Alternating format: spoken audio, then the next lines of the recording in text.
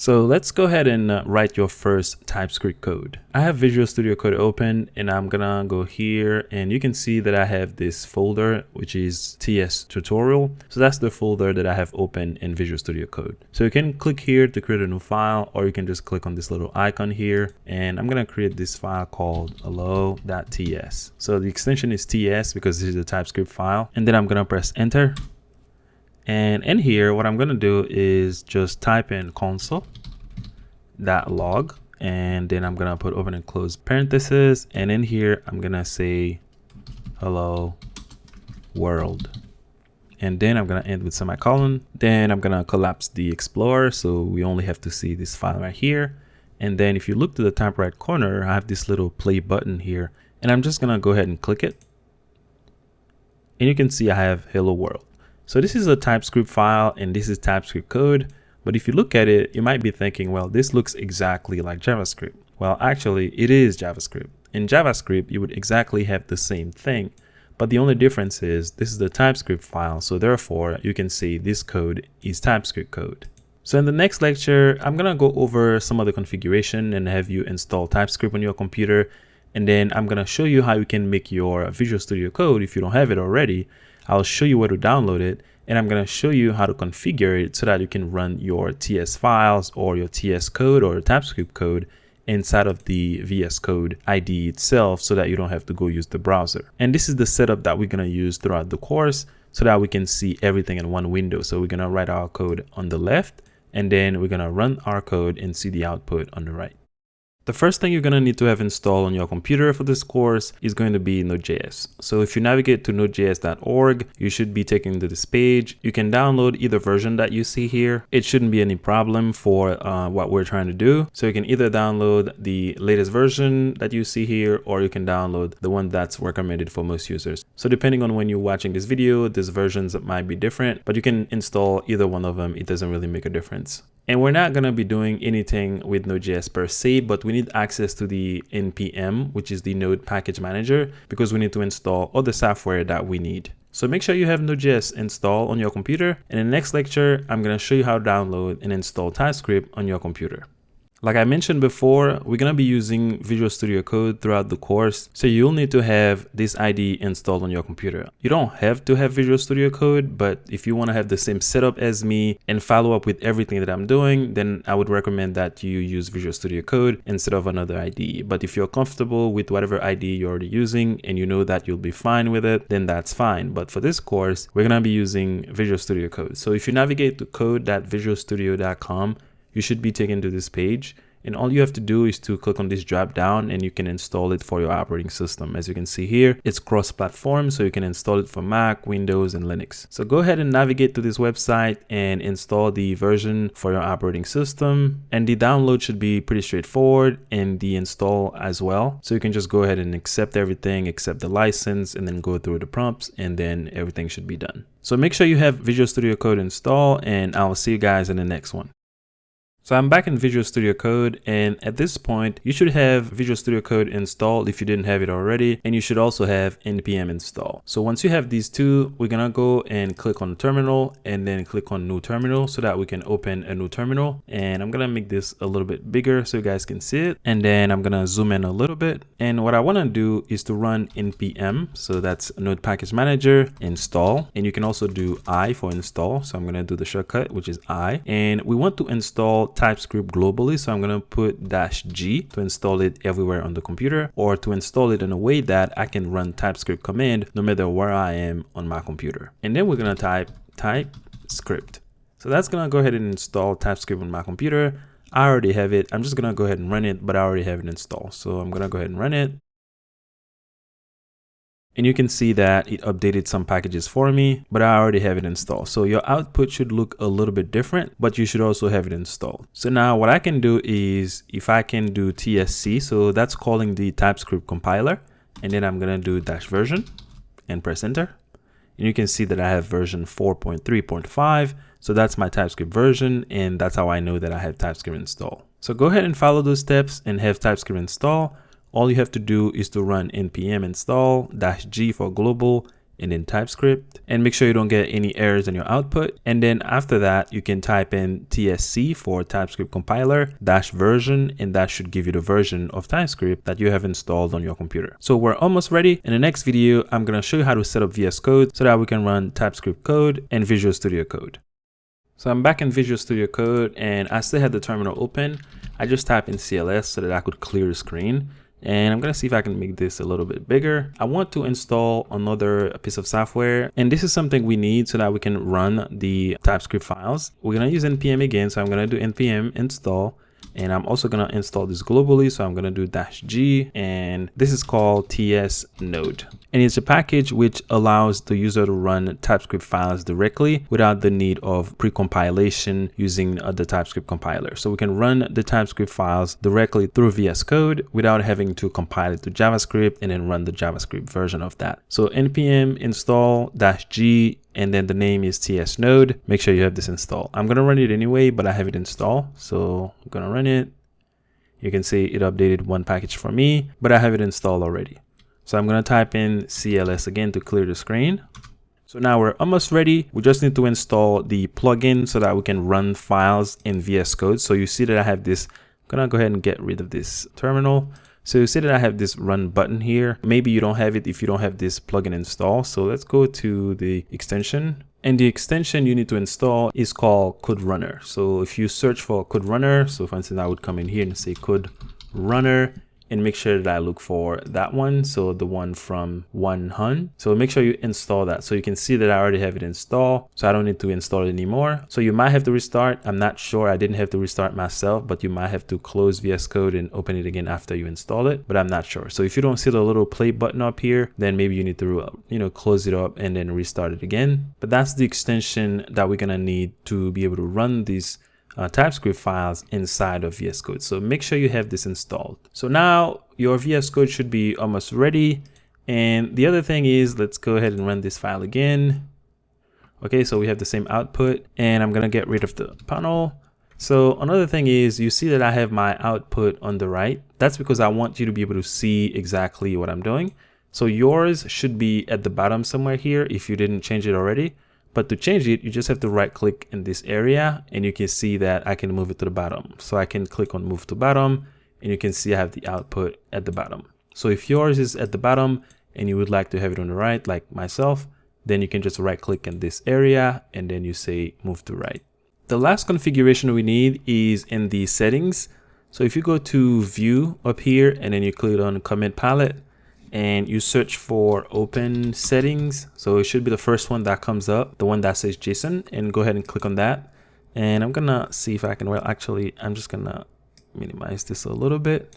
So you can see that I have some configuration for Code Runner. So the plugin that I showed you how to install, and I have the show execution message set to false. And I also have clear previous output set to true. So for instance, if I change this, so if I change this to false, and then I change this to true and save this file.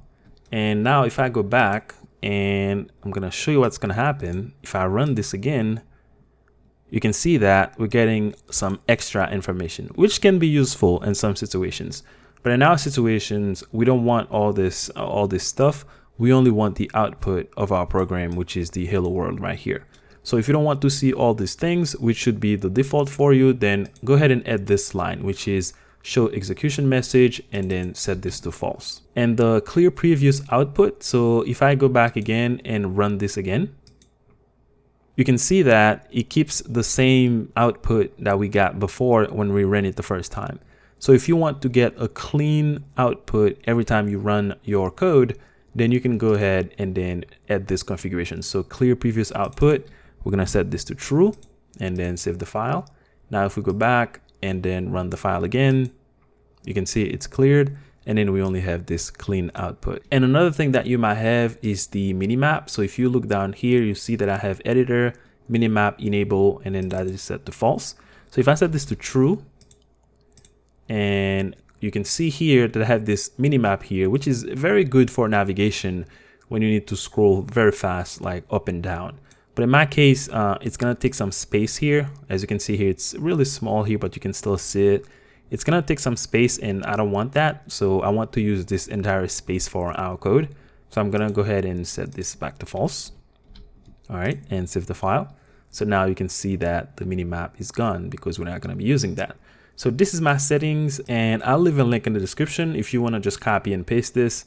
But it should be pretty easy. It's really just 3 lines of code. So once you have all this in place, you should be ready to go. So I'm gonna go ahead and close this configuration file and run this one last time. And you can see we get the output that we want, clean, without anything else. Something that you probably didn't see when I was running this line of code is this configuration that I have here. You can see that I have this ts-config file, and if you don't have it and you try to run the code like using the play button, then you'll get an error. So for instance, if I go here and just delete this file, all right, and then I try to run it again, you can see that I have a big error here because I don't have this file. So I'm gonna clear this, and what I'm gonna do is to create this file. Now you can create this file manually, but that would be a pain. What you can do is to use the TS compiler. So I'm gonna go back to the terminal. As you can see here, if I click here, it'll take me back to the terminal, and then I'm gonna expand this a little bit. And I want to do TSC. So this is how you invoke the TypeScript compiler, by typing TSC. And then I wanna do dash and then init. So what this is gonna do, it's gonna create this configuration file for me, so that I don't have to do it myself, and it's gonna put some boilerplate code in there. So let's go ahead and run this. You can see to the left, I have this ts.config file.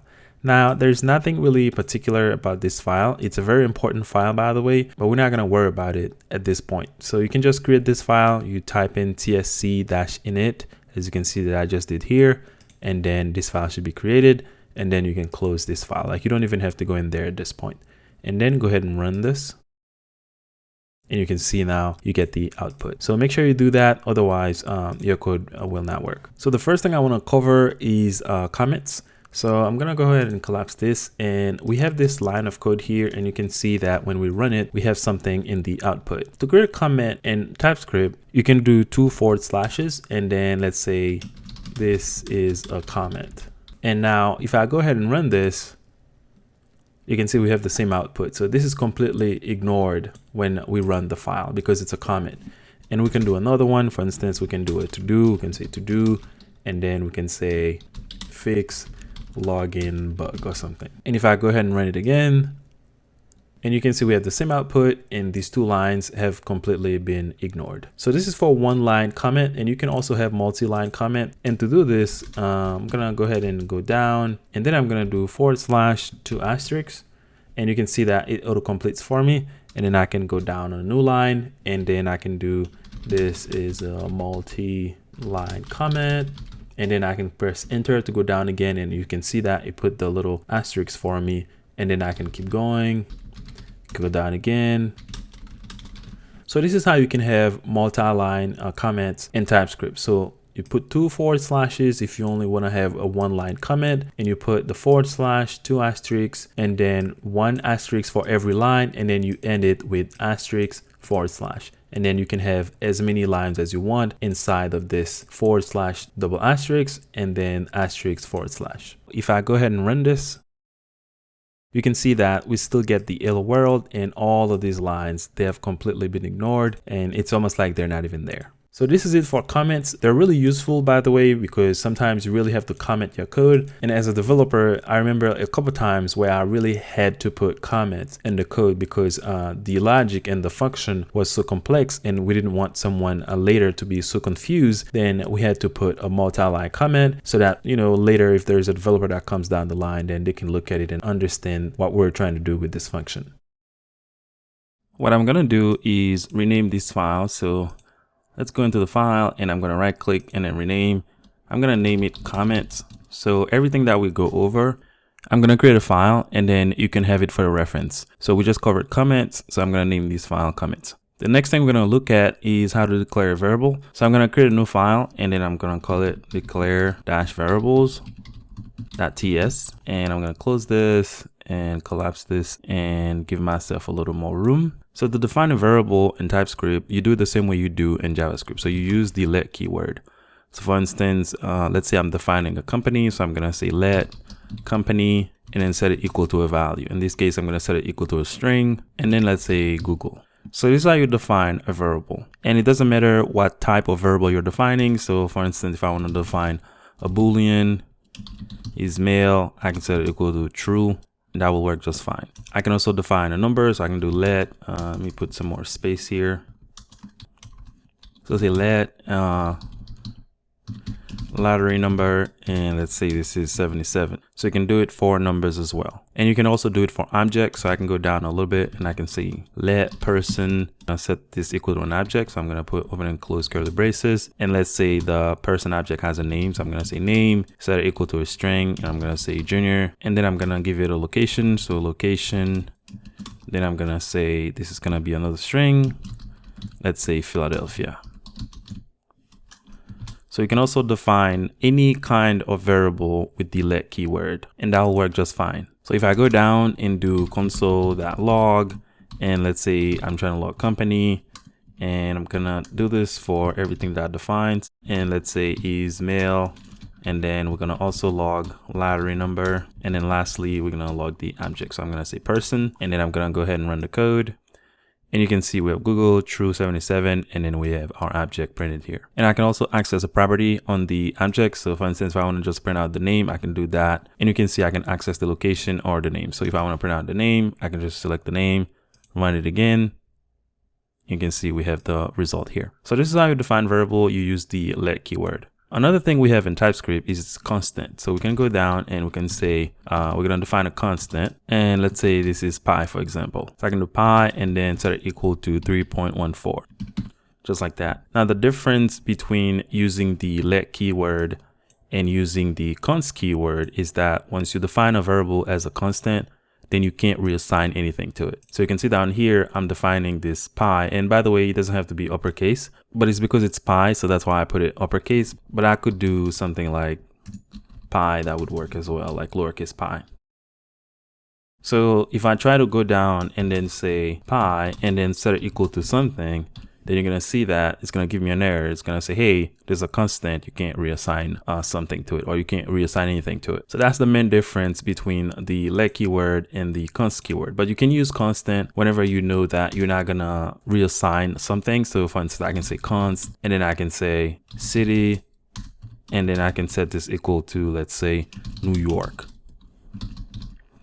And that will work just fine. The only difference is I can't reassign on this variable. So if I go down again and then do city and then set it equal to another string, you can see that it's giving me an error because this is a constant. You can see I can't reassign it. And if I want, I can console log that as well. So I can copy this, go down here, paste in, remove this, and then I'm going to try to console city. And then let's say I want to console pi as well. So I'm going to comment those out just so we can have a clean output. And then I'm going to run it again. And you can see we have New York 3.4. Now, another thing we can do is to use the var keyword. You can also use var, but I wouldn't recommend it. But you might be asking, why can't we use var? Well, you can. I can say var, let's say hometown, for example. And then I'm going to set this equal to Miami, for example. I'll say this is my hometown. Now that would work fine. And I can go ahead and console log this. So if I go down and paste this in, and then let's say I want to log hometown and run this again, you're going to see Miami. Now, the only difference is with the var, you have global scope and you also have function scope. So those are the two scopes that you have when you define your variable with var. Like if you know JavaScript, then you already know that. But with the let keyword, in addition to global scope and function scope, you have something called black scope. And I can show you a quick example. So if we go down here and let's say I do if, let's define another variable first. So I'm going to say let, and that's going to be like a dumb example. So I'm going to say let is, what did we use up here? So we use is male. So let's do is female. Is female, and let's set this to true. And let's go down here and I can say if is female. And if this is true, obviously we could have just used the word true here. And I'm going to say let gender equal, let's say we're going to set this to the word female. So now what I get with the let keyword is this variable gender is only available inside of this bracket or inside of this block. So this gender is not available outside of this block anywhere else in the file. It's only available inside of this block scope. And what this does is it helps us write better code or cleaner code when we have, a scope like this, which is a block scope. If I were to define this as a var, then it would be available outside of this block. So let's say, for instance, if I try to access gender, so if I do gender, you can see it's not coming up. If I try this.gender, not coming up. So that's the main difference between the let keyword and the var keyword.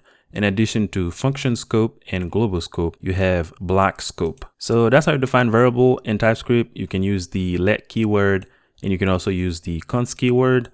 The let keyword, you can reassign a different value to the variable.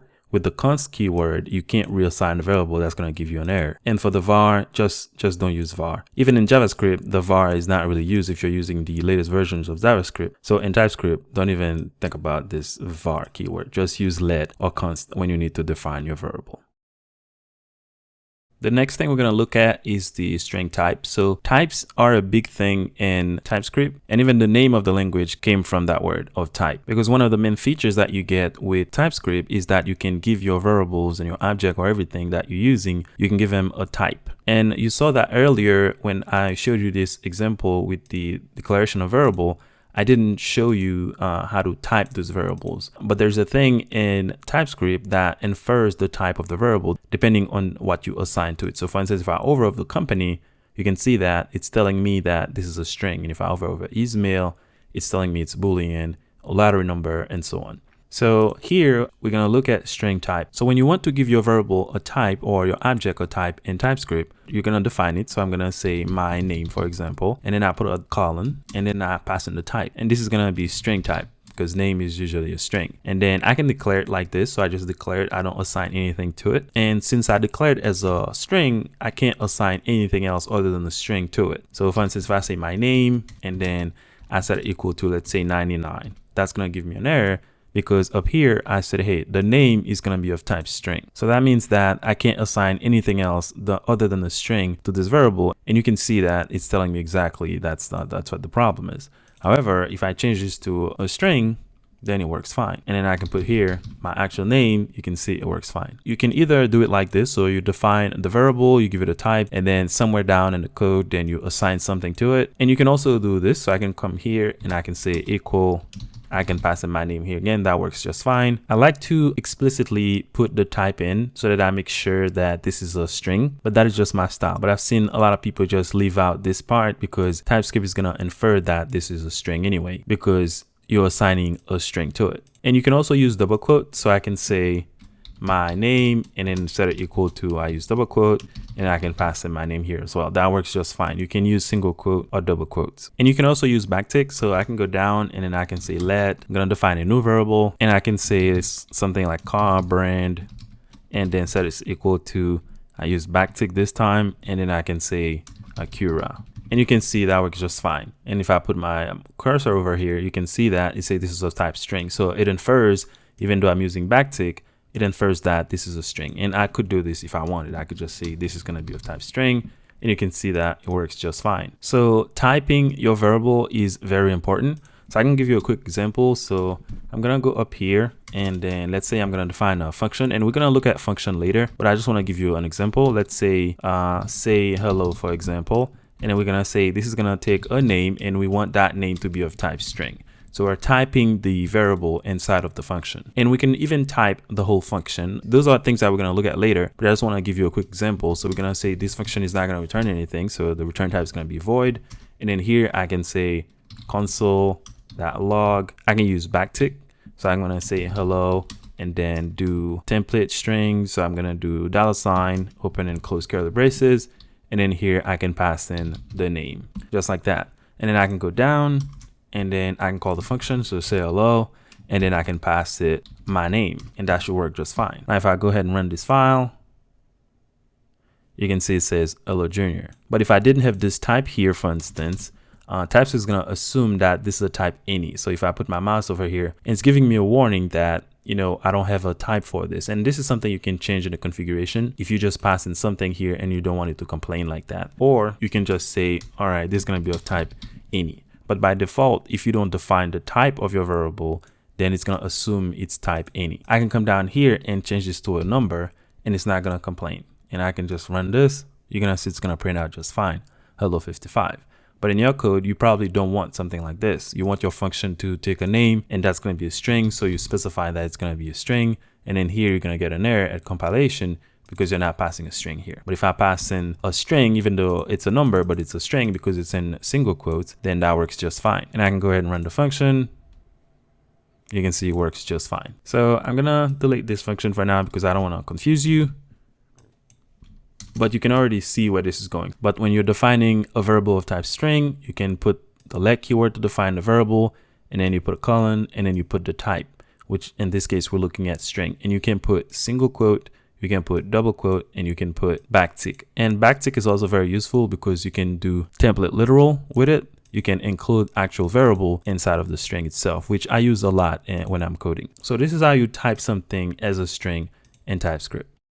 The next type we're going to look at is number type. So I can say let age, and then I give it a type of number, and I can assign something to it immediately. So I can say like 51. And later down the line, I can say age, and then I can set it equal to, let's say 21. Now, if I go down and say age, and I try to assign a Boolean to it, so let's say true, then it's going to give me an error because I define it to be a number. So we can't do this. So the rule is the same. Whatever type we give our variable, that's the type is going to be, and we can't assign anything else other than something of that type. So I can't do this. And number here is all numbers. So I can put any number here. So I can do -4. That works just fine. And I can go down here and say let decimal number, and then set it equal to, let's say 90.85 or something like that. And that works fine. So it doesn't matter if it's a negative number, if it's a decimal number. And you can see again, it's inferring the type. So I didn't add the type. I just wanted you to see that types is going to infer that this is a number type because we're assigning a decimal number to it. So it doesn't matter if it's a decimal number, if it's a negative number. We can even do let change. Let's say you're giving someone a change. It's 0.0043 or something like that. Then that works just fine. You can see that it's going to infer that this is a number. We could have just say something like this. That would work just fine. We could have done the same here. Say this is a number. That is fine. And we didn't have to assign anything to it. Like I showed you earlier, we just declare it like this. And then later down the line, we can say decimal number. And then let's say 10 point something like that. And that works just fine. So when you declare a variable as a number type, so you give it the number type, it can be any number, like any number. It can be a negative number. It can be a decimal number. It can be any number that you like. And if I try to console log some of this, just so you can see it on the screen, so I can do console log, let's say age, and I'm gonna duplicate that by using Shift Alt and then the down arrow key. And then here I'm gonna say decimal number, and then down here I'm gonna say change. And I'm gonna go ahead and run this.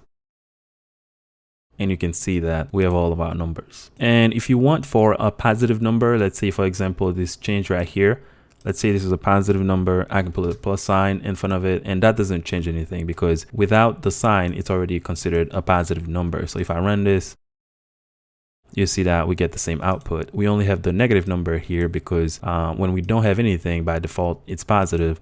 It's only negative when we put the minus sign in front of it. So for number type, it can be any number, and you just declare the type the same way. So you put your variable, and then you put the type, and then you can assign something to it immediately like I do here, or you can just declare it and then assign something to it later. And the only thing you really have to remember is you can assign any number to it, like decimal number, whole number, big, small number, it doesn't really matter. It's just the number type. It covers all numbers. The next thing I want to look at is Boolean type. So let's say I'm going to define let and is logged in, for example, and then I'm going to say this is of type Boolean, and I'm just going to declare it like that. So if I hover over this, of course, it's going to say it's a Boolean. And because of that, I can only assign 2 values to it because, you know, if it's a Boolean, it can only be either true or false. So I can go down is logged in, and I can set this equal to true. And I can say let is admin, and let's set this to false, just like that. And if I hover over this, you can see that TypeScript infers that this is a Boolean type. And of course, we explicitly said that this was a Boolean. And I can go down and console log these. So we're going to console log is logged in. Also, we're going to console log is admin. And we're going to go ahead and run this. you can see true, false. So Boolean, pretty easy, pretty straightforward. So what we're doing here is going over the primitive types. So the primitive types, they're string, and we have number, and then we have Boolean. So those are the primitive types that we have in TypeScript. So we went over string, number, and now we're going over Boolean, and Boolean is pretty easy. You just do the same assignment. So when you're defining your variable, you want to give it a type, you put the colon, and then you put the word Boolean, all lowercase, of course. And then you can either assign true or false to this variable from this point on, because you define it to be a Boolean type. So those are the primitive type that we just looked at. So primitive types. Those are strings, number, and Boolean. And Boolean is very, very easy. You just declare the type as Boolean. And then from this point on, you can either assign true to the variable or false to the variable, because a Boolean type can only have two values, either true or false, as you can see in this example. And that's pretty much everything you have to know about Boolean type. Now I want to go ahead and look at arrays. So for example, I can say let names, and then I can say this is an array. So I can put open and close bracket, and then I can just define it like this and then add things to it later, or I can initialize it as an empty array just like that. So now it's an empty array. I can go down here and I can say names, and then I can push something over to the array. I can do push, and then let's say I'm gonna push a name on there, then I'm gonna say junior. Now you can see that this is giving me an error because by default TypeScript assigned the type never to it. So we have to give this a type. So here we can say this is gonna be a string array. And you can see that at this point it's not complaining anymore because we're pushing a string onto it. So if I were to push a number, it's going to give me an error because I say it's going to be a string array. So let's revert that. So this is how you define array. So you define the opening and closing bracket, and then you put the actual type of the array in front of the bracket. Another way you can do this is if I remove all this, you can use the word array and then you pass in the type. So I can say this is an array of string, and then I close it like this. So that is equivalent to what we had earlier, and you can see that it's working just fine. So I can go down, I can put another name on that. So I can go down here and then say Alex, for example, and that would work just fine because that's just another way to define array. You can either use the brackets or you can just use the word array, and then with the diamond, you put the type inside of there. And if I go down here and try to console log this, so we're gonna do console log, and we're gonna console log names. Go ahead and run this. We have our array of string, and I can remove this as well. Show you the other example. I can put open and close bracket, and you can see that if I run it, it's gonna work the same way. So you can either do this or use the array keyword. But you usually see this, at least from my experience, I've usually seen this format. And if you want, you can also initialize it. So I can go in there, I can say, you know, junior, and then put another name in here, Nelson. So that would work just fine as well. If I comment these two out and run this, and you can see we have junior and Nelson. So it works the same way. You can, you know, initialize it with some value, or you can just declare it just like that as an empty array, just like that. Or you don't even have to do that at all. You can just declare it just like that without assigning anything to it initially. But it's a good idea to initialize it as an empty array because then you can use the push. So for example, if I uncomment these two lines and then I remove the initialization as an empty array, you're gonna see that it's gonna give me an error because it's not initialized at all.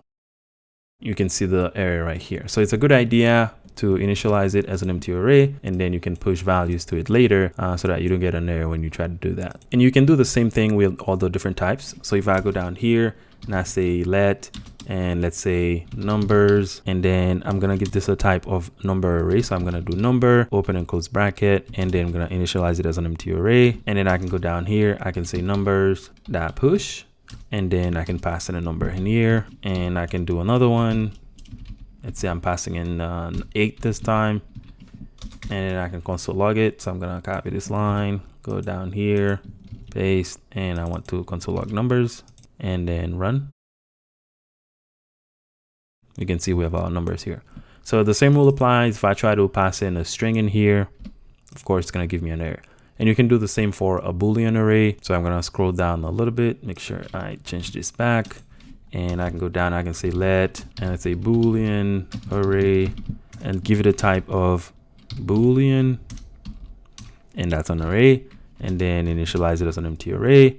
And I can go down here, I can say Boolean array that push, and then I can pass in true in here. So it's going to be the same for all the different types that we've seen so far. So string, numbers, or Boolean. So it's going to be the same. So that means that for this array, I can only pass true or false. I can't pass anything else to it because I defined the type to be a Boolean as an array. And like I said, I usually use this format. So I don't use the this format. So when you use the keyword array and then you put the opening and closing greater than or lesser than sign, just like that, I don't usually define it like this. I usually use the this format. So I put the type and then I put opening and closing bracket. But this works fine. As far as I know, there's no performance issue. There's really no difference. It'll work just fine. You can see if I run this again, we get the same result. So it's going to come down to your preference as to which one you like better.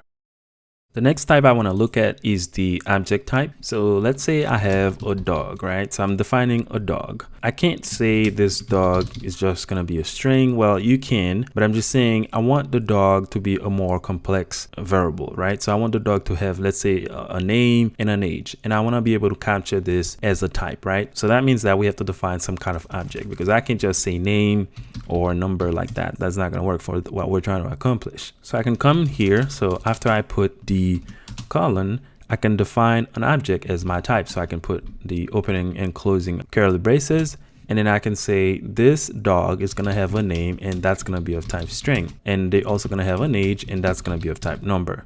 So this is a type that I'm defining here. If you remember the format that we worked on, where you define the variable, so let, and then we define the variable name, which is dog, and then we put the colon, and then we put the type here, which is this entire object with two properties, a name and an age. And if I hover over dog, you can see that the type is an object with a name and an age. So this is how we define an object type. And usually you wouldn't do it that way. You would probably define an interface, which is something we're going to look at later. But I just want to show you that you can define object type in TypeScript as well. So then I can go down and then I can say this dog, I can set it equal to an object because that's what I wanted in the first place. And then I can say the name is going to be, say, Blackie, and then the age is going to be, let's say, 3. And I can put the semicolon here, and I can go down, I can console log this dog, and then run the code. Make this a little bigger. You can see I have name, Blackie, age 3, and this is the object. So I define this custom type, which is an object with two properties, so a name and an age. And I could also initialize it right up here like we did for the other variable with the primitive types. So if I make some more room here, I can just delete all this and then set it like this. So I can just say this variable that has this type of object, so a name and an age for the type of the variable, which is an object. I assign this object to it, which has the same type. So we have a name and an age. So if I try to change the name, for instance, and I say this is the super name, for instance, now it's going to give me an error because the property names, they don't match, because here I said it's going to be a name, but here I'm defining a super name. So that's not our object that would define right on the left. But if I change this to the same name, now you can see that it's not complaining anymore because I am confining to the way that I define my object. So I'm gonna revert that back, and you can see that everything works. And you can make this as complex as you want it to be. So I can say like fave places, for example, and then I say this is gonna be of type string array, right? And I define those like this, and I can go down here. And let's just say we're just going to declare it for now. And then here, we're going to say set the dog to equal, and we're going to pass in the fave place. And that's going to be an array of strings. So let's say this is like the name of the parks where the dog likes to go, park 1. And then we can do like park 2 or something like that. And you can see that everything works fine. And if I go ahead and run this and expand this a little bit, you can see that we have our object. So we have the name, the age, and the favorite place, or favorite places would be better here. And we can see that everything works fine. Like I said before, you wouldn't usually do this. You would actually define something called an interface or a class, and then you give the dog this type. But just as an example, I just wanted to show you that you can actually define object type. You just use the same format. So you declare the variable, so let dog, and then you put the colon, and then you put opening and closing curly braces, and then you define your properties and the type that this property has to accept. And that's how you can create object type. So you use the curly braces and then you define the properties and their type. And then whenever you're doing the assignment, you put the actual values. As you can see here, I'm saying, the name is Blackie, the age is 3, and the favorite place is an array of string, which we define up here. So the next type I want to look at is the any type. So I'm going to go ahead and clear the output here. And here I'm going to say let's say stuff, and I'm going to give this a type of any, and I'm just going to declare it just like that. So when you use the any type, which I highly encourage you not to use, you're technically saying this stuff can be anything. So I can go down here and then I can say stuff and then set this equal to a string, which is my name in this case. And that works just fine. I can go down a little bit more and I can say stuff, and then I can set this equal to a number. Works just fine. I can go down here even more. I say stuff, set this equal to a Boolean. Works just fine. I can go down here and say stuff again, set this equal to an object with whatever I want. Let's say name, and give it a name here. And then I can say, like, I don't know, hobbies. And I can say this is an array of string, and I have to fix this. I can pass in whatever I want here and it will work just fine, right? So let me collapse this a little bit over. So you can see that when you define something as any, you're technically going back to JavaScript world, because you can assign pretty much anything that you want to a variable whose type is any. So there are some rare cases or some special cases where you would want to do that when you're writing your code, but I highly encourage you to try to find a way to use an actual type, either a primitive type or a custom type or an interface or a class, instead of using the word any. But I do recognize that there are some special cases where you have to actually use any because you don't know what kind of data you're getting. So for instance, if you're calling some API and the data keeps changing, you want to make sure you're prepared and your code doesn't break, then that could be a situation where you would use any because you don't know what kind of data that you're getting. And to take this a step further, I can even go down and say stuff and then say now it's just an array of number, and I can do 2, 5, 6, and you can see that it's not complaining. I don't get any errors, and I can even console log that. So I can do console.log, and then I'm gonna do stuff. And we're expecting stuff to have the values in the array because that's the last assignment, because the code is going to run from top to bottom. So if we go ahead and run this, you can see that we get 2, 5, 6. And if I comment this out and go ahead and run the code again, you can see now we get the object and everything is working fine. It's like we have really no problem. So that's what you get when you define something as any. You pretty much go back to JavaScript world where you can assign pretty much anything that you want to this variable. And like I said, you probably don't want to use this. So this is definitely not going to be everywhere in your code. It's only sometimes when you have some very special cases when you don't know what kind of data you're getting, then you're going to use any because you don't want your code to break if you're going to give it a type and the type that you get is not of that type that you define. So highly recommend not to use this unless it's a very special case. Otherwise, just use an actual type, either a primitive type or an object type or an interface or a class, which we're going to look at a little bit later in the course. But that's the any type. You can pretty much assign anything to the variable and TypeScript is not going to complain. The next type that I want to look at is union type. So for instance, I can have a variable. So let's say user ID, for instance, and I can give it a type of number, and that can also be a string. So I'm going to put a pipe and then I pass in string. So that is my variable. I give it a union type. And to do this, you use 2 different types and then you put a pipe in the middle. And you can keep doing this. So you can say it can also be a Boolean and that will be just fine. And I can also say this can actually be an object with a name of type string. That would work as well. You probably don't want to go crazy with this, like you have like 5 or 6 different types. In this case, you would probably create some kind of a class or an interface, which I said we're going to look at later, but you can actually have 2, 3, I'd say max 3. And if you have to go for a 4th type, then I would say just find a different way to do what you're trying to do. But you can keep going and going and going, and I don't know when it's going to stop you. So you can go ahead and try this yourself. You can keep going and going and going with the pipe and then keep adding different types and see what's going to happen. So here, I'm just going to go with string or a number. So that makes sense for an ID, and that's just the declaration. So I'm just going to declare this variable. It can be a number, it can be a string, and that is a union type. And we do this by using 2 different types, and then we use the pipe to separate the 2 different types. So that means now I can go down here and I can say user ID, set it equal to 90, and that would work just fine. And then later I can say the user ID now is, let's say, some string, and let's say it's going to be 88. And that doesn't have to be a number, so I can put some, let's say the ID is some random string of character, and that works just fine because it's a union type. It can either be a number or a string, and we can put this before. So I just want you to understand that it's not necessary that we have this in order, like because we have the number first, we actually have to put the number here, because you see that this means or, either be this one or this other one. The order here doesn't matter. So I can go down here and paste this. You can see that everything works fine. And if you want to console log this, of course, it's going to give us the value that was last assigned to the variable, in this case 90. Make this a little bigger and run. You can see we have 90. So that is union type. I usually just have 2 of them. I don't go really crazy. So let's go down and let's say let customers, and let's just say that this is an array of number or an array of string. We can do that by just doing the same thing. So I'm gonna go ahead and copy this and then just pass in the opening and closing bracket.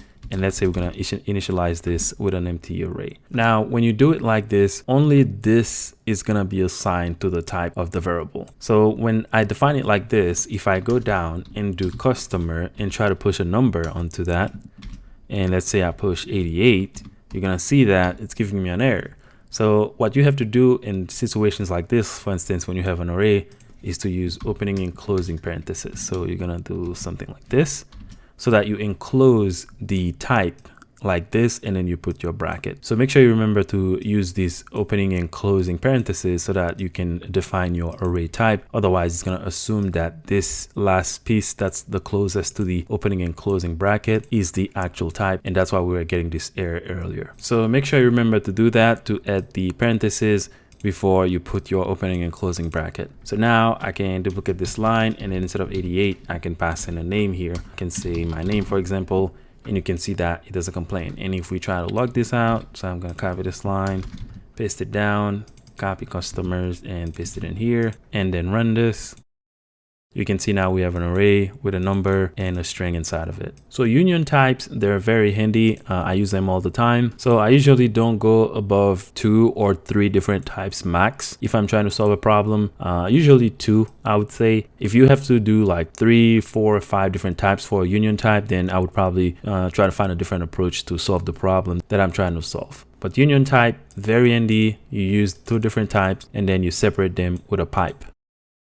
The next type that I want to look at is type aliases, and this is very useful mostly in development, and it's very good for readability. So let me show you an example. So when you're trying to find a type alias, you type the word type, and then let's say I'm defining an ID, so I'm going to do ID, and usually you do that in uppercase if it's a simple word like this. So here I can say this type can be a number. I can leave it like that, and that would work just fine. And then I can go down here, and then I can say let customer ID, for example, and then I say this is of type ID, and that's my variable declaration. So now you can see that this is not really doing anything. I could have just put the type number here and not ID, but what it gives me as a developer is an explicit name that you can see here, which is an ID. So it's good for readability and code understanding in the development process. Or I can just say this can also be a string. So you can see that this ID now, it's very useful. I can hover over it. It's going to give me the type alias definition, as you can see here. But now I can look at this piece of code and I can understand that, okay, the customer ID is some kind of ID. And then we can go down below and then we can say customer ID, of course, and that can be a string or a number. So I can say 99, for example, and I can go down, I can do customer ID again, and then set it equal to a string. Let's say some character with a number or something, that's the user ID now. And that works just fine. And we can also do a more complex example. So let's do type, and let's say this is gonna be a rectangle type. So we're gonna say rectangle, and that's gonna be an object. So we're gonna do equal and then opening and closing curly braces. And let's say this has a length property, and this is gonna be a number. And I don't wanna do width because that's gonna give you another number. So let's say the rectangle has a name. So we're gonna do name, and that's gonna be a string. So this this is a type that I define. And then I can say let my room, for example, which is a rectangle type. So I can do rectangle, and you can see that that works just fine. So you can see how useful this can be. Mostly in development, you're very explicit with what you're doing with the code and what you're trying to define. So later down, I can say my room and then set it equal to an object. And there's going to be a length property, let's say 88, and then a name. I don't know. I don't give my room a name. Let's say room name for the sake of it. So room name. So you can see that this works just fine because we define this alias as an object with two properties, the length and the name. And you can see that we define it as a type alias that we assign to this variable my room, which is a rectangle. So the point is, doing it that way is a lot better than doing it this way that we did with the object type. So that works just fine. We don't get any errors and everything would work fine. If I console log the room, you will see that it's going to be just an object with two properties. And I can show you that real quick. So I can do console.log and then my room. Go ahead and run the code. And you can see we have the object printed. But it's a lot better when we do it this way, because now we're not looking at an object with, two properties. We're actually looking at an actual name that as humans we can recognize. And that's just an example of a situation where you would use a type alias that you see that I define up here. So you do the keyword type and then you give the name of the alias and then you define the type that you want. That can either be a primitive type, as you can see we're doing above, can be a union of primitive type or a union of primitive and an object type. It can be any type, whatever you define. And then you can use it in your variable like this. And you can see that this line here on line 11, that makes a lot more sense than doing something like an object type like I just showed you, like if I were to do it this way. So I'm going to revert that back. So I hope by now you see the advantage of using the type alias in your code. But to be honest, I usually use an interface instead of a type alias because in my project I would have different files and things like that. So I'm not going to be defining a type up above my files like this. I would probably define some interface and I would try to combine data that belongs together. So instead of having this, rectangle here, I would probably have an interface and probably have more properties than just these two properties. But it exists in TypeScript. If you can find a good use for it, then go ahead and use it. But in my experience, I usually don't use the type alias. I use an interface instead.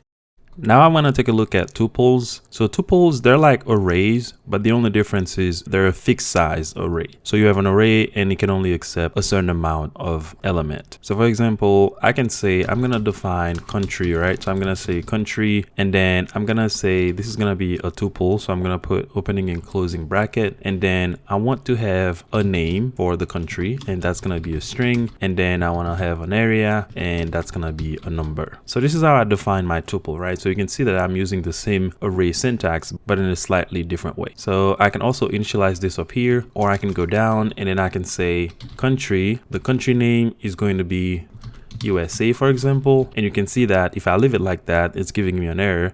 And then I say, let's say this country, I don't know, 500 or something. And you can see that now I don't have this error anymore because I'm following the structure that I define up here. And if I try to make this a string, for example, you're going to see that it's going to give me an error because it's expecting a number in that location. And I can't swipe those either. So I can't put the 500 first. So I can put the number first and then put the string. You can see that it's giving me an error. So I'm going to revert that. And it doesn't have to be two different data types. It can be any data type. So I can go down here and I say let's say city, and then I'm going to give it a type. So let's say we have population, for example, and that's going to be a number. And then let's say area again, that's also going to be a number. And then let's say name, that's going to be a string. And that's a valid tuple definition or declaration right there. And this is giving me an error because I have this variable defined in one of the files that we have there. And you can see that it's inside of this file. So I'm going to say modern city, for example. So I'm just defining some random name here. So now I can go down and I can say modern city, and then I can set it equal to some value here, and I'm gonna say 8 and then let's say I don't know, 12, and then give it a name of, say, New York.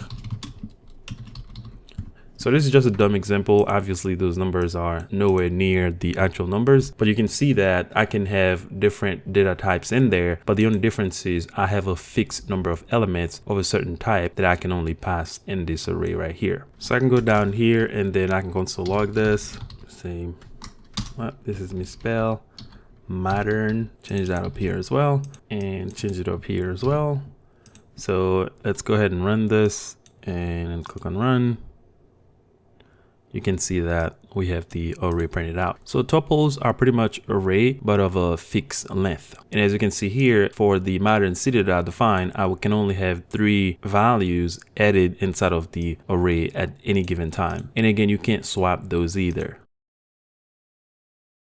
The next type that I want to look at is enum. So if you come from a programming background, maybe you've heard of enum in some other languages like Python or Java, and they work the same way. They're pretty much label that you can use instead of using some number or something like that. And I'm going to show you an example real quick. So to define an enum, you type the keyword enum and then you give it a name starting with an uppercase. So let's say I'm defining some role and then opening and closing curly braces.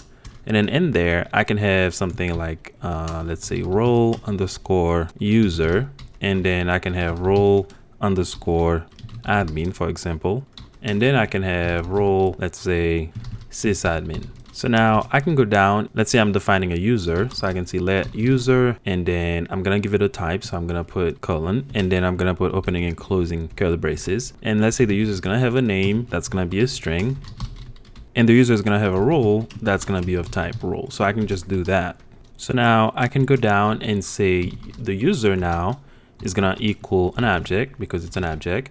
And I can say the name is going to be a string. So I can just pass in my name here. And then for the role, so I'm going to say role. Now we can access the role enum that we defined. So I can say access my role enum, and then I can access one of the enum definition that I have inside of this enum class. So let's say I am an admin, so I can select role admin. Now, if I go ahead and log this out, so I'm going to do console.log and then log out the user.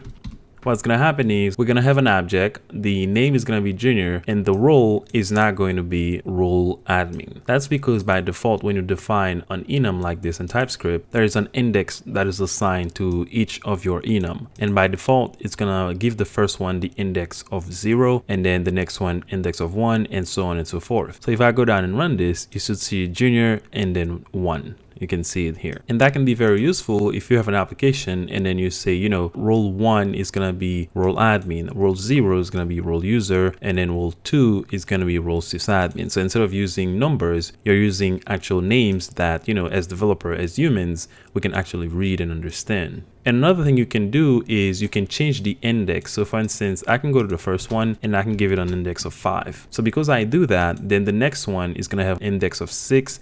And then the next one after that is going to have an index of 7 and so on and so forth if I had more enum definition after these 3. So if I go ahead and run this now, you're going to see that we have 6 instead of 1 that we had before. And we can even take this a step further and then define these as strings. So I can do instead of a number, let's say I want to say this is user. And then I can go down and then I can say this is, say, admin, and then say this is the sysadmin. And that would work just fine. Now, instead of giving us a number, it's going to give us the string that we define here. So if I go ahead and run this, you can see now we get the string admin. And we can mix and match as well. So I can say for the role user, it's going to be a string of user. And then for the role admin, let's say I put in some random number like 7. So if I run this now, you can see that my role is now 7. So enum are very, very useful. I use them a lot when I'm trying to, pass in the roles of users from the back end to the front end. And I also use them a lot when I'm trying to manage the state of my application. So I can have like an enum. So let me give you a quick example. I can go down here and then I say this is my state. So I would define something like app state, just like that. I'm going to remove all this. And then I can have something like loading underscore state, and I'm going to duplicate this 2 times, and I can say here is going to be the loaded state, and you can have something like ready state, just like that. So I would have something like this, and I can set them equal to a number or set them equal to a string, and then I can use this to manage the application state when I'm working in the front end. So when my data is loading, then I'm in the loading state. When the data is loaded, then I'm in the loaded state. And when the data is ready to be shown to the user, then I'm in the ready state. So they're very, very useful. And I really use them a lot. Every time I'm building an application, trying to design the application, I'm like, okay, for the front end, for this specific part, I think I'm going to use an enum. So they're very useful, and they're used a lot in application development, both in the back end and the front end. So I'm going to go ahead and change this to admin. I want this. Well, you would also have this in uppercase, by the way. So let's do this. Let's put everything in uppercase. I mean, you can have them in lowercase too. I don't think there is like a convention for them to be uppercase or lowercase, but it can be anything you want. Now, if I run this one more time, you can see that now my role is admin. So this is a lot better, and it's a lot cleaner instead of using like a string like this, like, you know, would use some string like this. Because when you use the enum, then you make sure that it's only going to be one of your defined enum in your enum class. So if someone else is working on the application, they can't make a mistake instead of passing a string that was like role admin, and then they put an extra S here or something like that, because you type this as this enum. So the values that this user can have will be one of the enum that you define in your class. So it makes it a lot cleaner and a lot better when you're developing application. The next type that I want to look at is the type never. So for example, I can have something like my fruit, for example, and then I give it a type of never, right? You can see that it's coming up because it's an actual type from TypeScript. And the type never just means that there's a value that's never gonna occur in the future. So I can't go down here and say my fruit, for example, I can't set it to absolutely anything. So if I try to set it to true, you can see that it's giving me an error. Say, hey, Boolean can't be assigned to type never. And if I try to use a string, same problem. You can see here, can't assign string to never. And it's not gonna work with anything really. Pass it a number here, it's not gonna work. So I haven't really had any use for the never type in defining variable. I've used it when I'm defining some function. So I can show you an example in a function. So let's say we have a function, right? Let's say the function is gonna be doing some task. Let's say always processing something. So that's the name of the function. And then I can have it return the type never. So I can come here and I can say never. It makes more sense in a function than in a variable, at least from my experience. So then I can come in here and say, now I can do a while loop. So I can do while true. So that's like an infinite loop. And then I can say do something. So I can come in here, I can say console.log, and then let's say I'm processing, or I am processing since it's a computer. So something like this would work. So you can see that if I hover over this function, the type of it is never. So I'm not going to call the function because it's going to keep doing this until my computer crashes. So I don't want to run it. So make sure you don't run this. I'm just showing you an example. Another place I use it a lot actually is when I'm throwing an exception. So if you're throwing an exception, so I can have another function. So let's say function throw an exception, for example. And you can give the function parameter, it doesn't really matter. I'm just giving you a quick example. And then I give it a type of never. And then here I can say, just throw a new error, for example. So I can say new, and then I use the error in JavaScript, and then I can pass in a message. So I can make this take a message actually. So I can go here and then do message, which is going to be a string.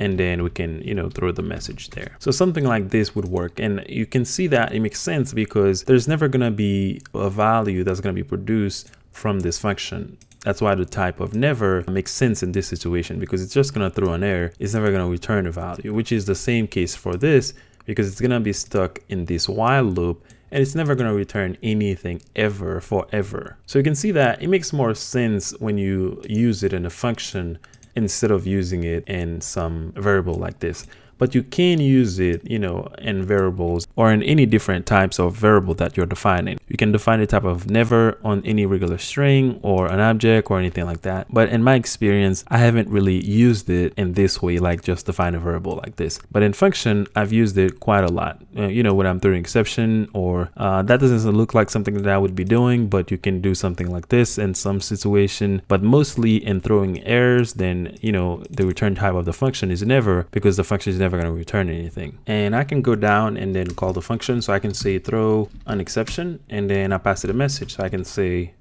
exception occurred, and then run the program, and you'll see that it will throw an exception. You can see error, which is this error that we're throwing, and then exception occurred. And you can see that it's on line 10, which is exactly the line in the file. So like I said, I've used the never type, but mostly in function, as you can see here, but never really when I'm defining like a variable like this. But I'm sure there are like cases where you use it just like that. But I've used it mostly in function like this. There is another type in TypeScript called type unknown, and it's a little bit different from type any. They're very close, but you have a little bit more restriction with type unknown. So let me quickly show you an example. So let's say I have a variable. So I'm going to say customer input, for example, and I have no idea what I'm going to get as the customer input. It could be a string, it could be an object, it could be an array, it could be anything. So at this point, I'm going to say, all right, then the type is unknown. So I'm going to have it like this. And with type unknown, I can come down later and say, well, for the customer input, I'm going to set it equal to, let's say 10. And you can see that I get no errors. And if I hover over this, you can see now it's still unknown. If I go ahead and print it out, it's going to be 10 because it's unknown. So I can assign a number to it. And then I can go down. I can say customer input again. This is another input. All right, from the customer. So you can see that I have no errors. And if I come down here and console log all this so you can see it and go ahead and run the code, you can see that I have the latest value, which is the string. And if I comment that out and run it again, you can see now I have 10. So that's working as expected. So now I'm going to go ahead and define another variable. So let's say let customer age, for example, and I'm going to say that this is a string just as an example. So let me come up here and let me change this to, let's say age value, right? So the age value, let's say I'm going to delete this so that I don't confuse you. Well, actually, I'm going to comment it out. So the age value, as you can see here that I'm setting, is a string, right? It's still type unknown. If I hover over this, you can see it right here, but there's a string that is assigned to it at this point here on line 5. So you would think that I should be able to come down here and say customer age, right? And then assign it to the customer input. So if I do customer input, you're going to see that this is going to give us an error. And this is a typical typing error because we're assigning two different types. So when you have a situation like this, the way to solve it is to either do a type assertion or you do a control flow based narrowing. And I'm going to show you an example of each one of those. So here I can say, get this as a string. And you can see now it's not complaining anymore. And this right here, it's called type assertion. So I'm just asserting that, okay, this is unknown. But at this point, I know it's going to be a string. So TypeScript is going to go in the back, do its magic, and then convert this somehow to a string, and then assign it to this if it can. So this is type assertion. So you can see that even with the unknown, you have a little bit of restriction. So if I do this, you see it doesn't work. I put this back. Now you see that it works. And another way you can accomplish the same thing is by using a control flow. So I can go ahead and comment this out and then go down. I can say, and that is just an example, if the type of, so I can do type of and customer input, and I can check to see if it's a string. I can do string here. And I can say, if this is the case, then I can do this assignment. So I'm going to copy this and then paste it here. And I don't need to put this. And now you can see that it's not complaining anymore. But if I go ahead and remove the statement or the control flow, like I'm doing here, you can see that we're back to the same error, which is you can't assign something of type unknown to something of type string. So let's go ahead and revert this back. So with the unknown type, anything is assignable to it, as I was doing here. So I can come here and just say, hey, this is 10, and I can duplicate this line and then say this is now gonna be an object. So I can do an object with, let's say, an age property, and I can assign, let's say 8, and you can see that it doesn't complain. So you can change this to any here, and you can see that we have no errors. But any is really kind of bad in quotes, because when you use any, the TypeScript compiler just completely gives up on type checking and everything. You have a little bit of restriction, as you can see in the example that I showed you earlier. You can still assign anything to it, but if you try to define a variable and then you give it a type and then try to set this variable to whatever you have in your unknown type, then it's going to require you to do a type assertion, which is what we're doing on line 13. If I uncomment this real quick, you can see that it's not complaining anymore. So we use as and then whatever type you want to parse this to or convert this to, or use an if statement with a control flow here or any other type of control flow that would make sense for the TypeScript compiler, which we're doing here. So we're saying, okay, if the customer input right here, which is the unknown type, if it's a string, then all right, assign it to age because age is an actual string. So TypeScript is smart enough to understand that we're doing this checking, and then it stops complaining about assigning the unknown to the string because we're checking to make sure that it's an actual string before we do the assignment. Or we can do a type assertion, as you can see here on line 13. Another type we have to look at is the literal type. Now this type is a little bit interesting, and I think the best way to make you understand it is to just show you an example. So let's say I have a variable, so I'm gonna call it user type, for example, and then I'm gonna give it a type. Now this time I'm not gonna use an existing type like string or number or anything like that. I'm just gonna define the type that I want as an actual value. So here I'm gonna put user, and I'm just gonna put it in uppercase. You don't have to put it in uppercase, but I just want to show you the example. So the type of user type, let's say it can be user or it can be admin. So this is the type that we have. If I put my mouse on it, you're gonna see that it's gonna say the type is user, which is a string, the string user all uppercase, or the string admin all uppercase. And this is the actual type of the variable. Now what that means is that I can only assign these two values to this variable and nothing else. So let's say I go down and then I say user type, and then I try to set it equal to a string, and you can already see that it's giving me the two possible values that this string can have, because that's the type it's defined as the literal type. And for example, if I put user in lowercase, you're gonna see that it's giving me an error. If I put someone's name, for example, it's going to give me an error. The only two possible values that this variable can have is user and admin. As you can see here, when I hit Control space, I can see that those are the two possible values. So let's say I'm going to choose user. Now you can see that the error goes away. And of course, I can change that to admin. So I can do admin, and you see that the error goes away as well. And this can be very, very useful when you really want to be very strict about the possible values that can be passed to a variable or to a function or something like that. And I can also show you a quick example. So let's say down here I have a function. Let's say this is the save user function. So this function, let's say we're gonna have it take a user ID, and this is gonna be, let's say, a number, and then we're gonna have it take a type, and then let's say this type can either be user or admin. I'm just gonna go ahead and copy this up here and then place it down.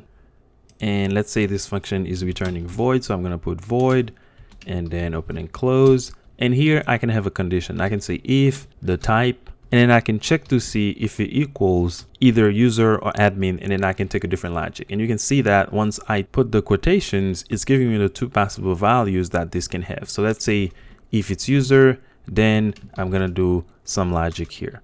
Otherwise, I'm going to do some different logic. So you can see that this can be really, really useful. So let's console.log, and let's say template literal, and I'm going to say saving new admin, and let's put this on the new line. So I'm going to do a new line here, and then let's pass in the values that we got. So let's say $, opening and close curly braces, and then user ID, and then let's also do the type just so that we can see it. And I'm gonna do something similar. So I'm gonna duplicate this line, and I'm gonna press Alt and then the up arrow key just to move this up, and clear this space, put the semicolon. And now you can see that we can have something like this. We can have a setup like this, and that would work just fine. And then I can go down and then save user, and then let's say I'm gonna pass 10, and then I'm gonna put opening and close, and you can see that it's giving me the options that I can pass. I'm gonna choose user, then duplicate this again, and then this time I'm gonna pass admin, and let's say, I don't know, this is 50 for example. And also have to fix this, so this is gonna be user in lowercase. So if it's user, then we're gonna say saving new user. If it, otherwise it's gonna be admin here, so or something that's not user, then it's gonna fall into this else statement. So let's go ahead and run this code. And you can see that saving user 10, and then here's the user, saving admin 50, and then admin. And we can also do this with type aliases as well. So if I go down here and I say type, and let's say I'm defining some variable, I'm gonna do binary in all caps, and then set it equal to, let's say 0 or a 1. So let's say this is the type definitions. So now I can go down and then let's say let client ID, for example, and then I give it a type of binary.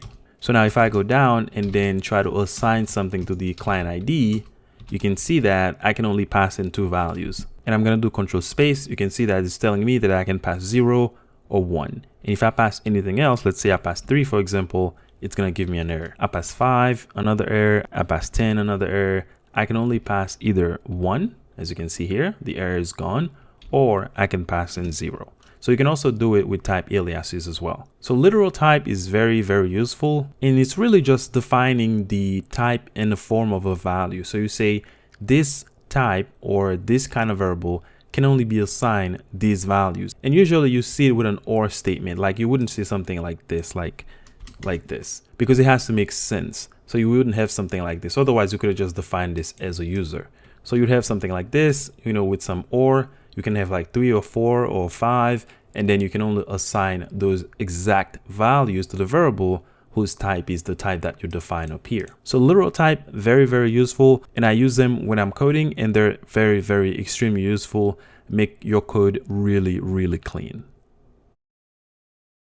So we've looked at many different types in TypeScript. There's a couple more that I'm going to be looking at a little bit later in the course. But at this point, I want to dive into functions. So functions are pretty much the same way that they are in JavaScript, with a few additions that you get from TypeScript. So for example, if I want to define a function, so let's say I'm going to define a function that's going to add 2 numbers.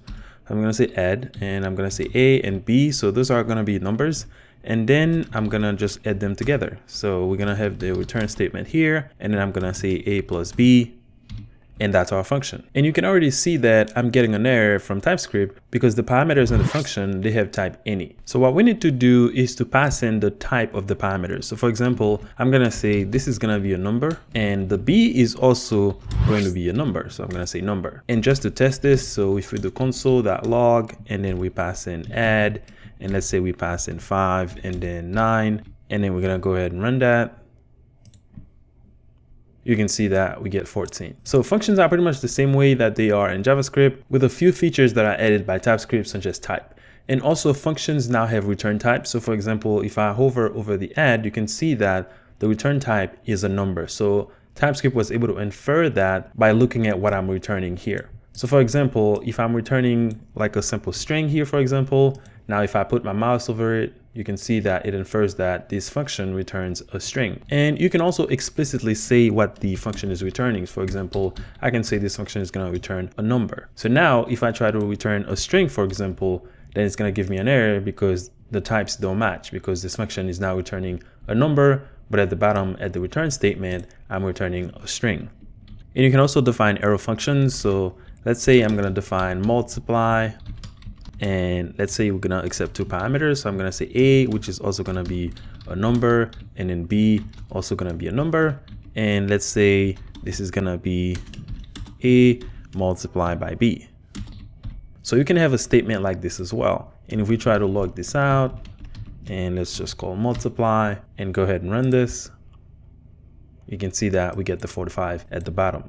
So you can have arrow function, and you can also have regular function with the function keyword, and that would work just fine. And one thing to notice about this multiply function is the way that I'm returning these values or this statement. So if I hover over it, you can see that it's returning a number. But really, I could do something like this. I can come here and I say, okay, this is gonna return a number.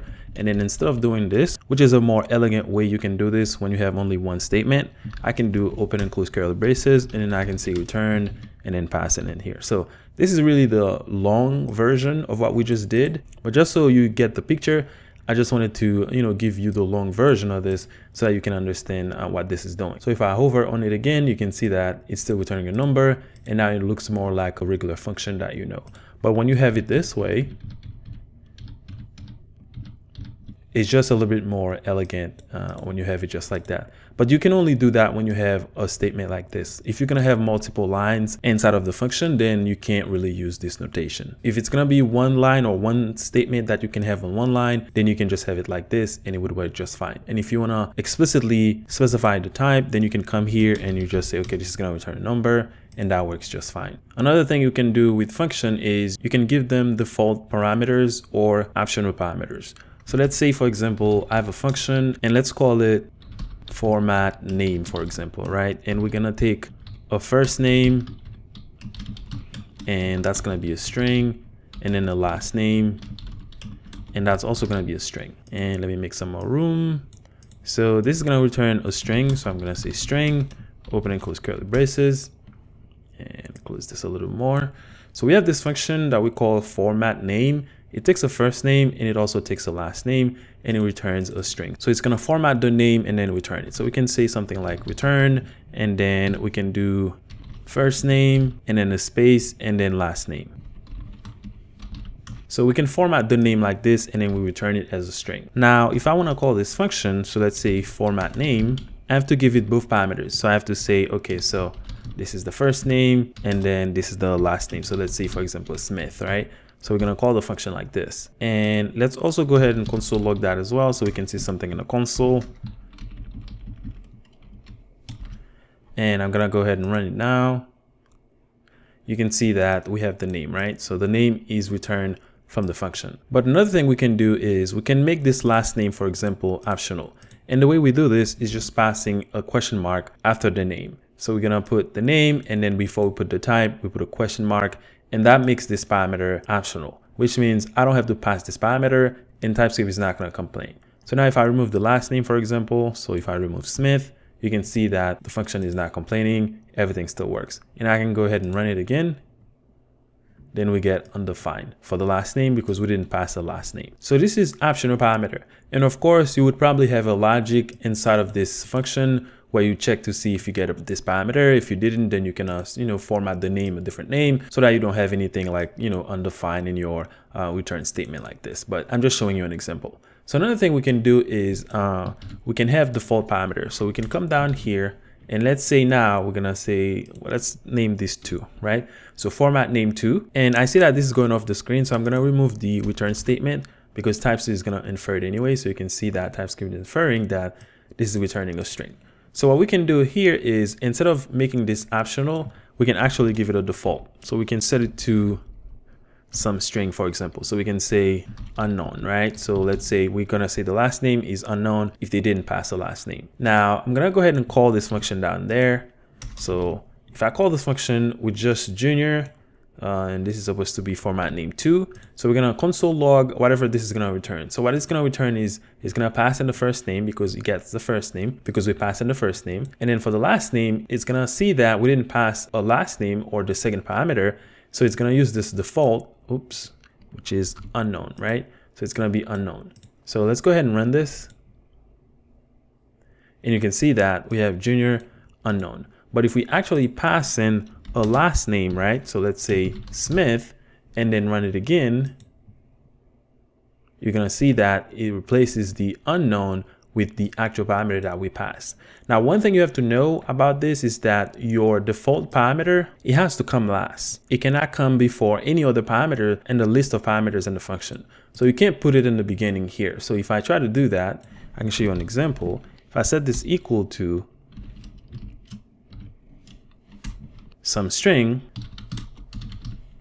and let me make some more room, and now I'm gonna say, okay, this is gonna be of type string, right? So let's say I want this to be passed in, and let me make sure I spell this right. And you can see that we still don't have any errors, right? Because we're passing in the 2 values that this function is somewhat expecting, right? So if I run it now, it's gonna be Junior Smith, right? Because that's what we're passing in, and you can see it down there. But for example, if I say, all right, well, I don't know what the first parameter is because I'm giving it a default, but I want to pass in the second one. So I'm going to say, okay, I'm not passing in the first one. So if I remove this, you can see that we get an error. you can see if I hover it, it's going to be confused because it doesn't know for which argument we're passing in this value. So that's why you have to make your default parameter comes last, because then the program is going to be confused. You can see here, it doesn't understand that we're passing this in for the last one. So that's one thing you have to keep in mind. But for optional, you can pass in optional for the first or the second or the third. It doesn't really matter with optional, but with the default, it has to be the last one. So I'm going to Control Z so that I can undo all of that. All right, so now it's not complaining anymore, and I can go ahead and pass in one parameter here, and it's just gonna print undefined for whatever I didn't pass if I didn't set it for anything, or it's just gonna pass in the default. In this case, it's unknown, and you can see it right here. There's also another concept of rest parameters. So let me quickly show you an example. So I'm gonna scroll down, and I'm gonna create another function. So let's say function, and I'm gonna call it print names, for example, right? And I'm gonna say it's gonna take a first name, and that's going to be a string, and then I want to take everything else that the user passed to me. So I can just spread them and then pass it in as a parameter. And TypeScript call this rest parameters. So I can do ... and then I can do all the rest, right? And then let's just say this is going to be an array of strings. So I can do string array, and then we're going to say this is going to return the first name. So we're going to say first name, and then we're gonna add in all the other names, all the rest, and then we can just use any of the methods that you can use with array, as long as it's gonna return a string. So for example, I can just join everything, and then let's just passing in a space here. So I'm gonna say space.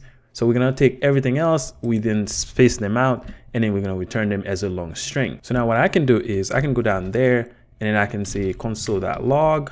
And then let's say I'm gonna call print names, and then I'm gonna say, all right, so my first name is Junior, right? And let's say my middle name is let's say John, and let's say I also have my mom's name or family name, I don't know, Smith, and I can keep going because this is an array.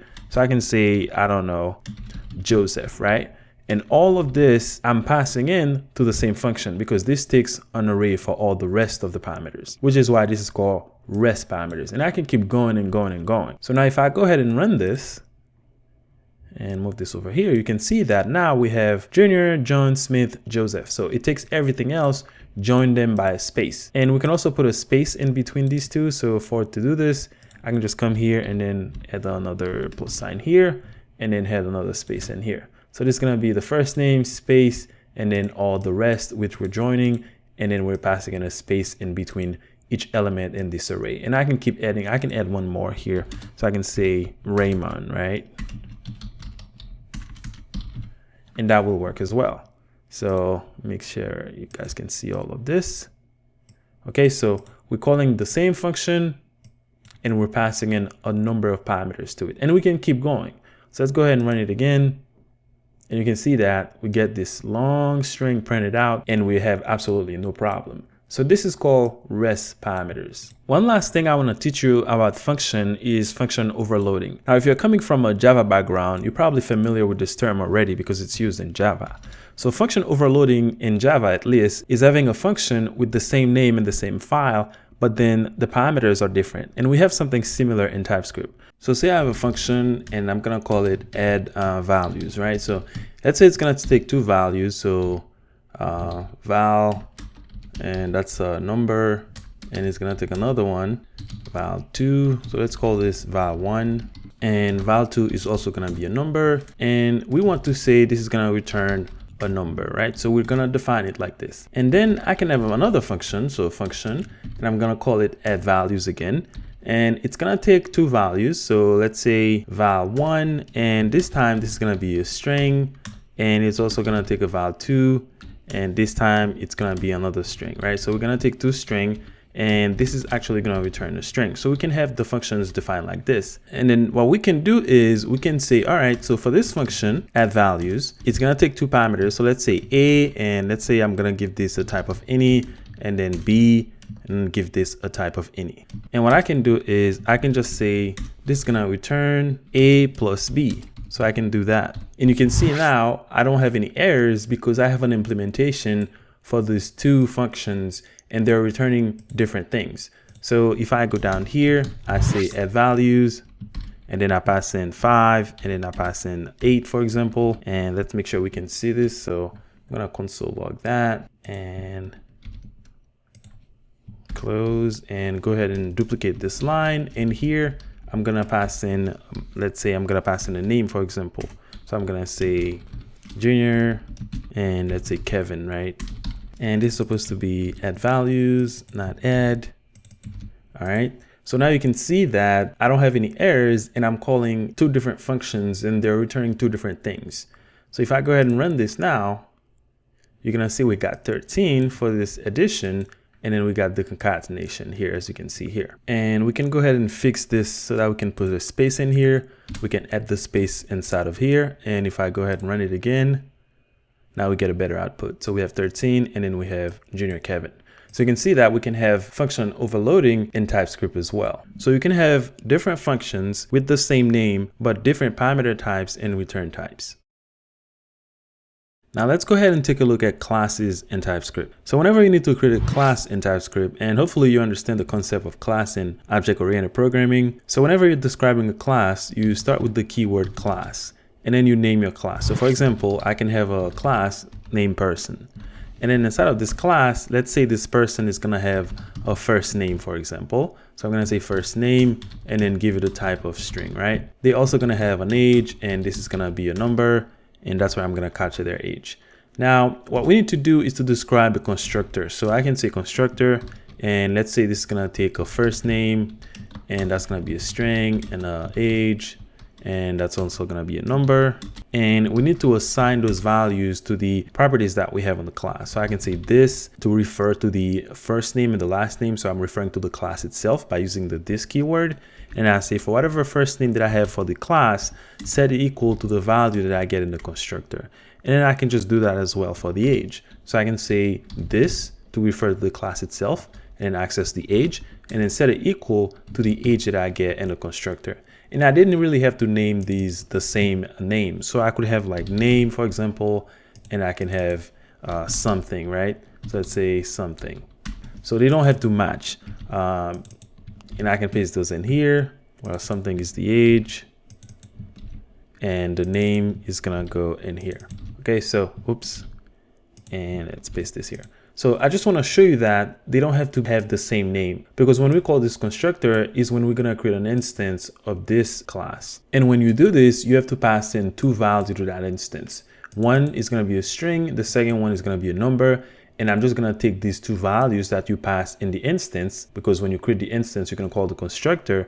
And then I'm going to assign my first name to the string, and then my age to the actual something. So I'm just letting you know that they're not related to each other, even though they have the same name. So let's undo all that. All right, so we're gonna have our first name and then our age. We can also have methods inside of class. So for example, I can have a method, and I'm gonna say, let's say print name, for example. And let's say it's not gonna take anything, and it's gonna return void. So that's another type that we haven't looked at yet, but I'm gonna leave it out for now. And let's say this is just gonna console.log, and I'm gonna use backtick, and we're just gonna say, you know, your name is, and then pass in a template literal here. Again, to access the property in the class, we have to use the this keyword. So again, I'm gonna say this, that first name, and I'm gonna say and your age, or you are, and then pass in the age. So this, that age, and I'm gonna say years old. Okay, so this is how we access the properties on the class by using the this keyword. So at this point, I have my class, which is the blueprint for a person, right? So now let's say I want to create an actual person. So let's say const, and this is gonna be Junior, and I'm gonna be a new person. When I'm creating this instance, as you can see, the constructor is expecting a string and a number. So the first name is going to be a string, and the age is going to be a number. So here I can say, well, I'm just going to give him my name, and then let's say I'm 30 years old. So let's say this is my junior person, or the instance of this class right here. So for example, I can do junior.print name, and then I can call the method, and this is going to print my name and my age. So if I go ahead and run this, you can see that your name is Junior, and you are 30 years old. So I put this on 2 lines because it wouldn't fit. But if I put this on 1 line and then run it again, expand this a little bit, you can see that your name is Junior and you are 30 years old. So this is how you define a simple class in TypeScript. Now, there's a major problem with this class. And let me quickly show you an example. So if I go down here and I say Junior, so that's the instance of person that we created. So an instance of the class, and I can actually access the first name. So you can see I can access the first name, and then I can say, hey, this is my new name now. So I can say new name, right? And then run the program, and that would still work. You can see that it says, you know, your name is your new name or whatever. So this is a major problem because we can actually access the properties on the class, and you usually don't want to do that because this defeats the purpose of encapsulation, because you don't want these to be exposed outside of the class. You want to have a standardized way to access those objects and expose them, or a way to set them. And the reason we're having this problem is because right now, as we have those properties, they're actually public. So it's like we have public in front of these 2 properties on the class, right? Just like that, which is why I can access this first name outside of the class. You can see this is inside of the class. So if I collapse this, you can see I'm outside of the class and I can still access this first name. So this is a bad design. So what we want is to have those as private. So I'm gonna put private and then change the one down there as well as private. And immediately you can see that I'm getting an error because this is a private field.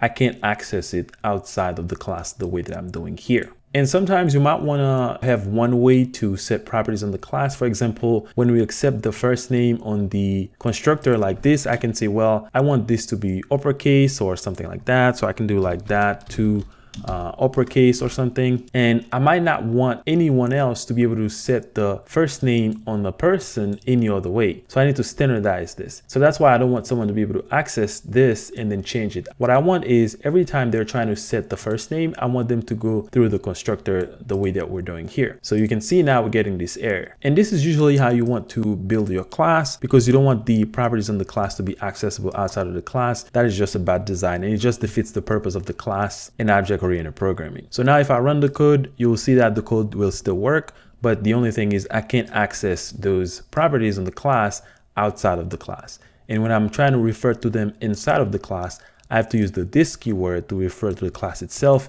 and then the name of the property. Another thing I want to point out is the properties that we have on this class right here. So usually when you have a class, you're going to have more than 2 properties, right? So you might have like an email, you might have some image URL, you might have some other properties that you want to have in the class. And every time we have to do the same thing for the constructor, and this is a little bit redundant. So another way you can do this, let me just add another field here just so I can illustrate it a little bit better. So let's say we're going to have an email here, and that's going to be a string. And then we're also going to have another private image URL. So let's say that's the image of the user. And then we're going to give this type of string. Actually, let's make this an ID so that this can make more sense. All right. So let's say the ID is going to be some kind of number or something. So number, and let's fix this. And I'm going to change this to name just to keep it simple, and see if I can move the ID at the top. All right. So we have an ID, we have a name, we have an age, and then we have an email, right? So we have to do the same thing in the constructor. We have to define all these values and then do the assignment for all of them. Now, another way we can do this is by just passing in those values directly inside of the constructor. So I can just go ahead and copy all this and then comment them out. And then here inside of the constructor as parameters, let me see if I can move this over a little bit. I can just pass those in. So I can say this is going to be the first parameter, this is the second parameter, and this is the third parameter, and this is the fourth parameter. And then I can get rid of these. I don't need them anymore. And maybe I'm passing in too many. So let's just remove 2 of them because I want you guys to be able to see this, and I want to keep this on one line. So let's put this on one line, right? And let's go ahead and comment this out for now, just so we don't get an error. So we're going to create the class, right? And then we're going to have the constructor only. So we're not going to define anything else on the class, right? We're not going to define any properties here. We're going to do this in the constructor itself. And this is just a shorthand way to do this. So let's say we're going to have an ID and then a name, right? So here when I construct a person, I'm just going to say the ID is a number. So let's say ID is 5, and then the name is Junior, and We don't need this third parameter, and that would work just fine. So what TypeScript is going to do is whenever we pass in the modifiers, that's the key thing in this. You have to pass in a modifier in here. Either if it's going to be public, then you're going to pass in public, or private. So this is just a way that we can give TypeScript some special instruction that we're trying to create those properties as well on the class. So when we pass in the access modifier, as you can see I'm doing here, I'm passing in private, then those properties are also going to be created in the class. So like we're defining up here. So if I were to remove those two just to not confuse you. So doing this in the constructor like this, it's like defining these at the class level, and then do the this.id equal the ID in the constructor, and then this.name in the class equal the name that gets passed in the constructor. So now if I go ahead and do console.log, and then I take a look at the person, which is me, and I'm gonna move this over a little bit and go ahead and run this. You're gonna see that we have the person object, as you can see here. So ID is 5, and then the name is Junior. So this is just a shorthand notation that you can use whenever you're defining your class, because this can get really redundant when you have to type them in the class, and then you have to type the same thing inside of the constructor as parameters, and then you have to set those values in the body of the constructor function. So instead of doing all that, you can just pass in the values inside of the constructor, and that's all you have to do. Like you don't even have to use the this keyword, like this.id equal. You don't have to do none of that. And then when you create your instance of that class, you just pass in the values that the constructor is expecting, and then TypeScript is going to be able to construct the instance for you using the constructor, and also created those fields on the class itself. And that's usually how I define my classes. Like when I'm working with classes, I just go and create the class, and then I initiate the constructor, and then I pass in the values that I want inside of the class. I never actually use this format when I'm defining a class. So that's just really a shorthand way to do this that you should definitely know. That's probably going to save you some time when you're developing your application. Another access modifier that we can use beside private and public is the read-only. So for example, I can have this name inside of this class, and I can say this name is gonna be read-only, right? Which means that once this name is set, it cannot be changed.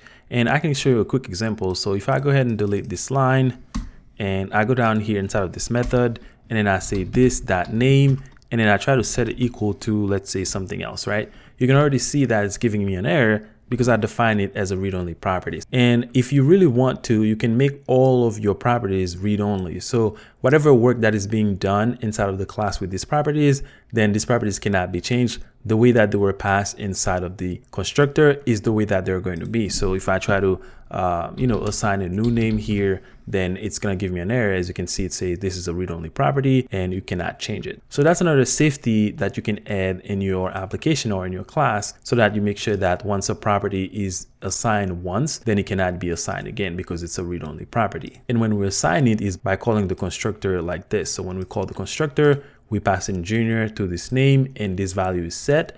And now if we try to change it, even though we're inside of the class, we're using the this keyword, we still can't change it because it's a read-only property. And you could do the same thing if you are defining those properties at the class level. So you would just add the read-only keyword here. So you would say read-only, and then you would do it for both of them if you wanted to. So you define the private, and then read-only, and then the name of the property. Let me get rid of this. All right, so that's another access modifier that you can add in your, in your properties in your class, and that's gonna add more restriction when dealing with this class and the properties inside of it. We also have inheritance in TypeScript whenever we're working with classes. So for example, I can have another class. So let's say I have another class. So I'm gonna say class, and let's say this is US citizen, right? So this US citizen is gonna extend the person class, right? So we're gonna say extends person. And this is enough that we have to do. We don't even have to do anything else. And what's gonna happen is the US citizen class is gonna inherit everything from the person class. So for example, I can come down here and then I can say const and say John, and this is gonna be a new US citizen. And then as you can see, it's expecting the parameters from the parent class. And then here I can pass in an ID, and then I can pass in a name. In this case, that's going to be John. And if I console log John, so console.log and pass in John, and this is supposed to be lowercase, and then go ahead and run that. You can see that US citizen 5, and then for the ID, and then the name is John. So we're technically inheriting from this constructor, as you can see here. So that's all we have to do. We just have to say extends person, and then we can use everything that exists inside of the person class. Now we can also have our own constructor inside of here. So let's say, for example, we wanted to take a social security number. So we would say something like private SSN, and let's say this is going to be a string.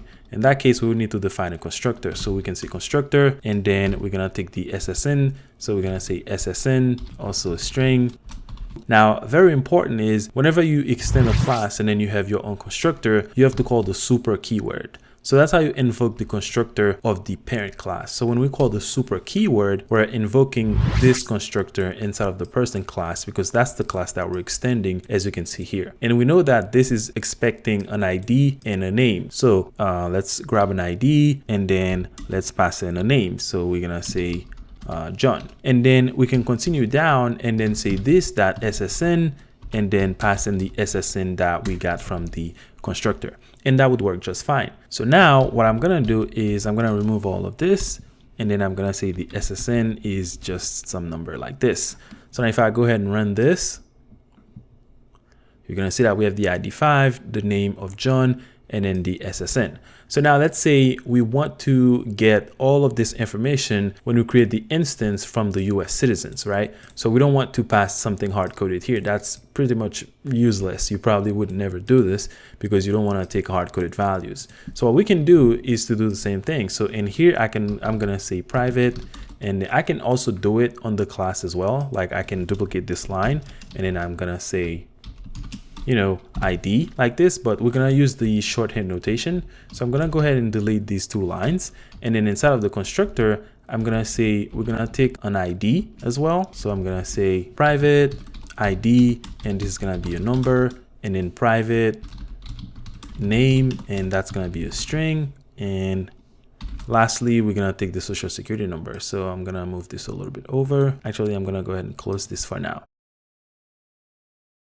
So close, and the constructor, right? I'm taking the ID, I take the name, and then I take a social security number. So then when I call the super class, because I'm extending the parent class, which is person, and the person class, it takes the ID and it takes the name. So what I have to do, I have to use the super keyword. And when I call the super keyword, I have to pass in whatever the constructor of the parent class is expecting. In this case, that's the ID and the name. So here I'm getting the ID here. So when I call the super, I pass in the ID and then I pass in the name instead of hard coding it.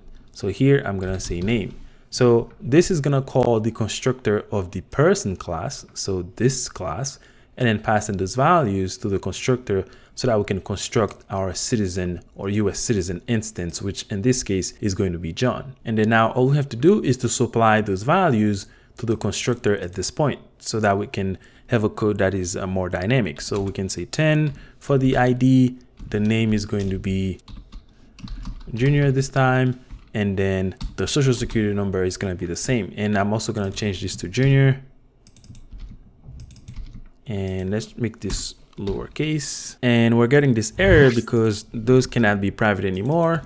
So I'm going to remove the private keyword, and if I go ahead and run this at this point and bring this over a little bit, you can see that we have our US citizen, ID 10, name Junior, and the social security number. So we were able to call the parent constructor when we were calling the constructor of the US citizen so that we can construct this instance down here. So there's a lot of work that gets done when we call this constructor and pass in these values, because we have to call the parent constructor by using the super keyword, and then we pass in the values that it's expecting. In this case, that's the ID and the name.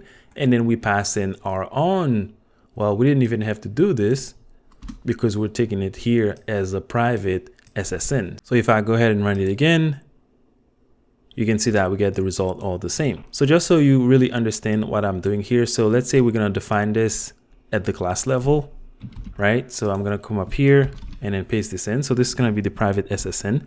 And then I'm going to accept this SSN here. And then I'm going to say, all right, when we call the constructor, set that SSN to whatever we got from the constructor, just like that. So this is the long way of doing this, not using the shorthand. So if I go ahead and run this again, you can see it's working all the same. So instead of doing all this, we agreed earlier that we could just pass those in inside of the constructor, pass all the properties inside of the constructor, and then the constructor will take care of creating those properties at the class or inside of the class. So instead of doing this here, we can just remove it. Also remove this assignment because we don't need it, and just make this private. And that's all we have to do. So if I go ahead and run it again, we get the same result. So always remember, if you're gonna use the long way of setting the properties on the class, then you have to call the super keyword and then pass those values that the parent constructor needs first. And then you can start assigning your values like this, SSN, etc., etc. You just have to remember that you have to use the super keyword first in the constructor. So the first line inside of your constructor should be you calling the super keyword and then passing the values that the parent constructor is expecting. In this case, the ID and the name. And then you do the rest of your assignment. Or you can just do it the short way, which is more elegant. You just pass in the access modifier in front of the new properties that you're adding that are not going to be passed inside of the super keyword. And then you just create your instance that way. And this is a lot cleaner, to be honest. Another access modifier that I want to talk about is the protected. So we've seen the public and we've also seen the private. So now let's take a look at the protected. So when you declare a property as protected in a class, any other classes that extend this parent class then will have access to this property, right? So let's say in the US citizen class that is extending the person class, I wanted to access this name, for example, right? So let's say I wanted to access it so that I can change the name or something like that. And that is just an example. And I would come inside of that class. I'm going to create another function or method that's going to be called rename, and it's going to take a new name. So let's say new name, and let's say that's going to be a string.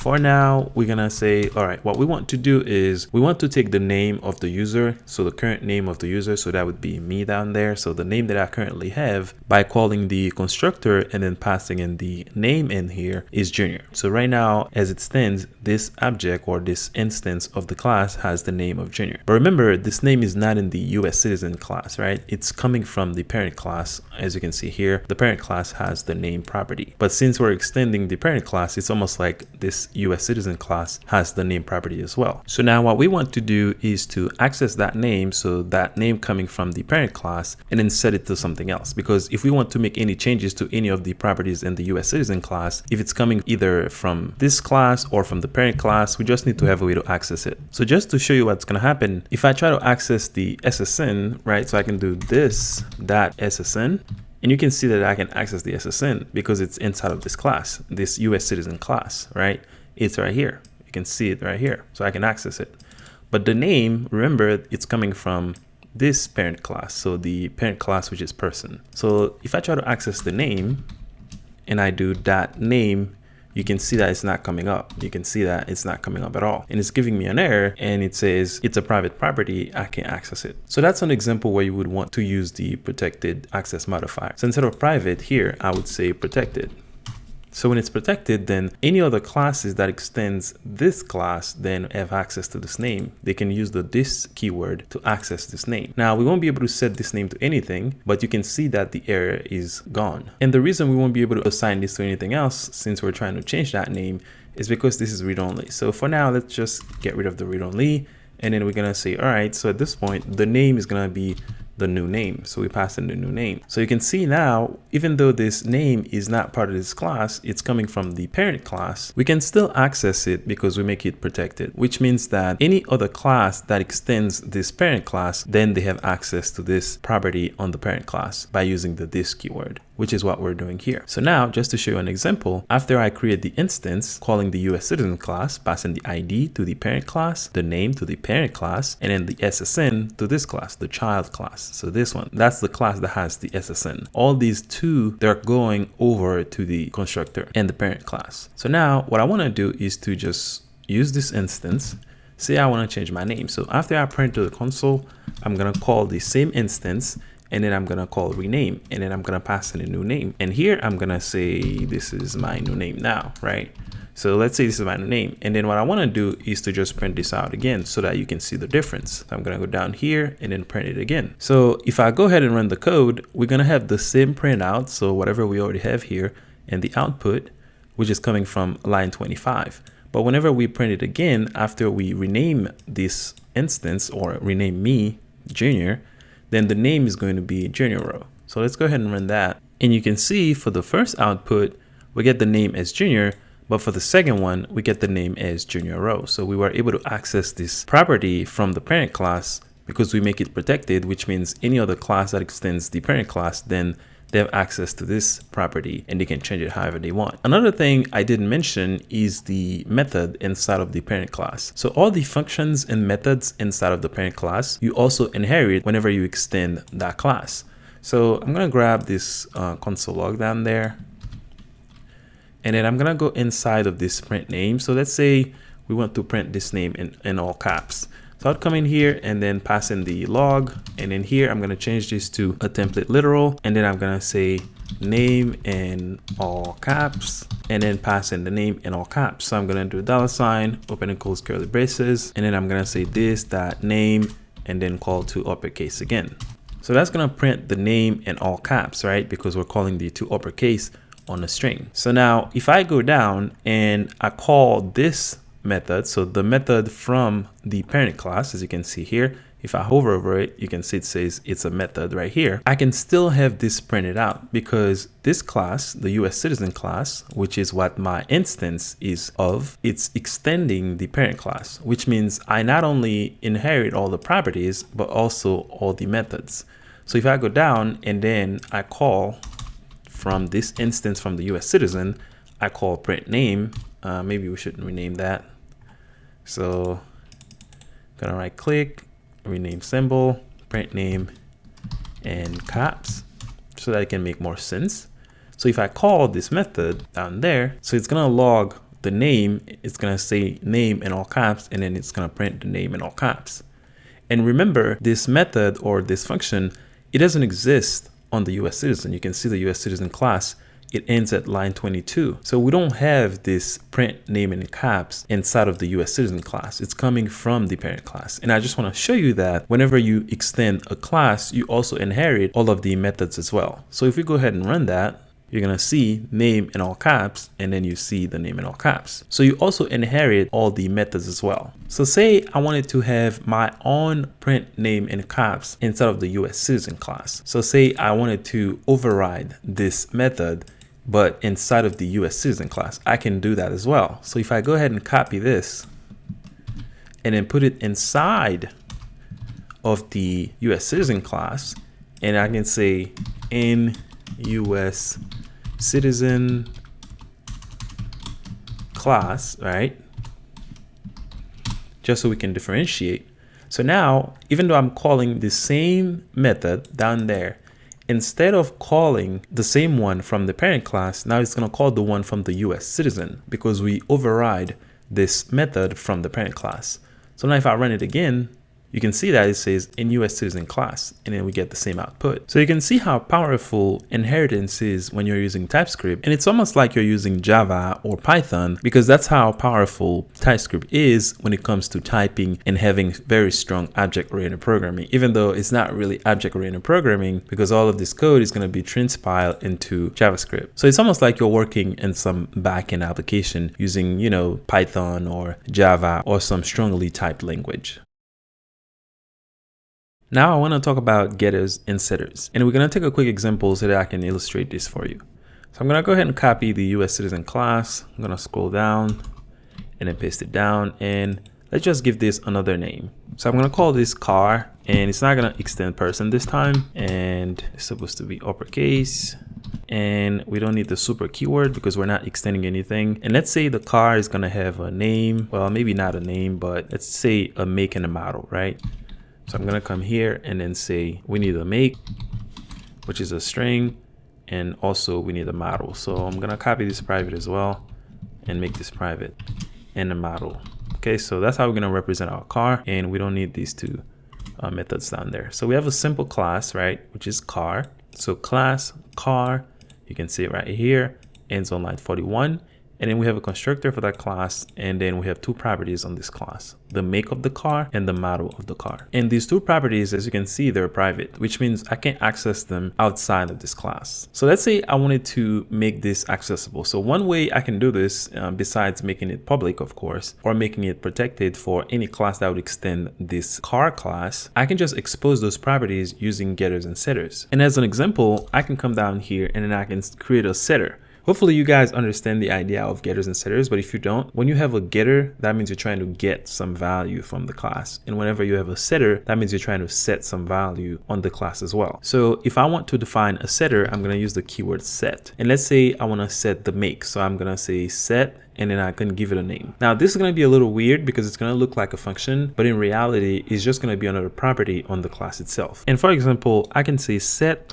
car name, and that's gonna look like a function, so it's gonna be like this. And also whenever we're setting a value, we need to take that value. So let's say this is gonna be the car name, or we can just say value.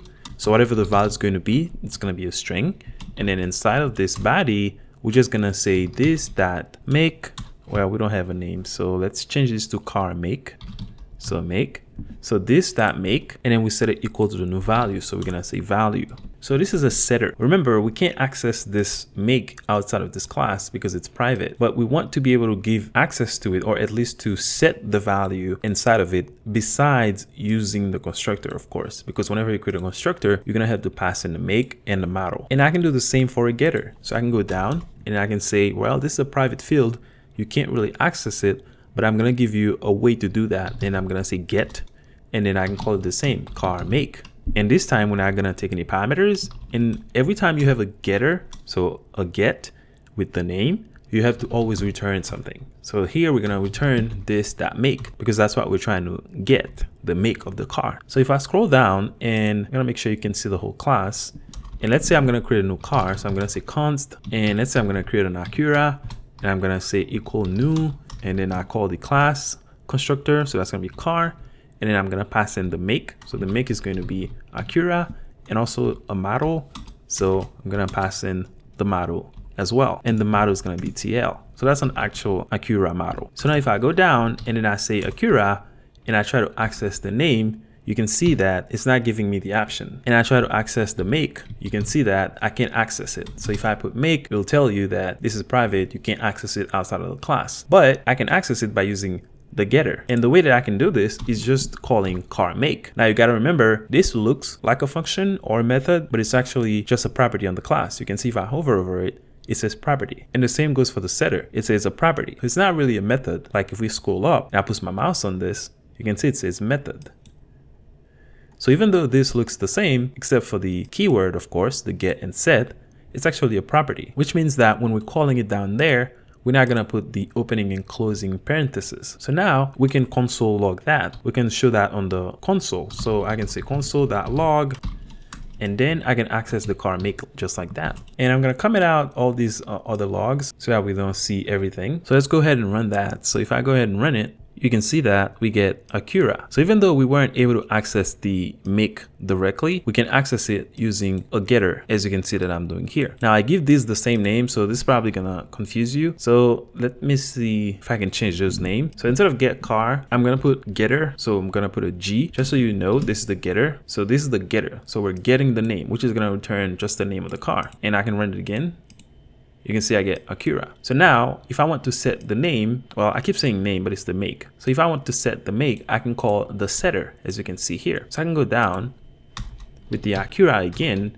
I can say car make and then set it equal to something. So now let's say Honda. You can see again, I'm accessing this with the that operator, and then I don't have any opening and closing parentheses.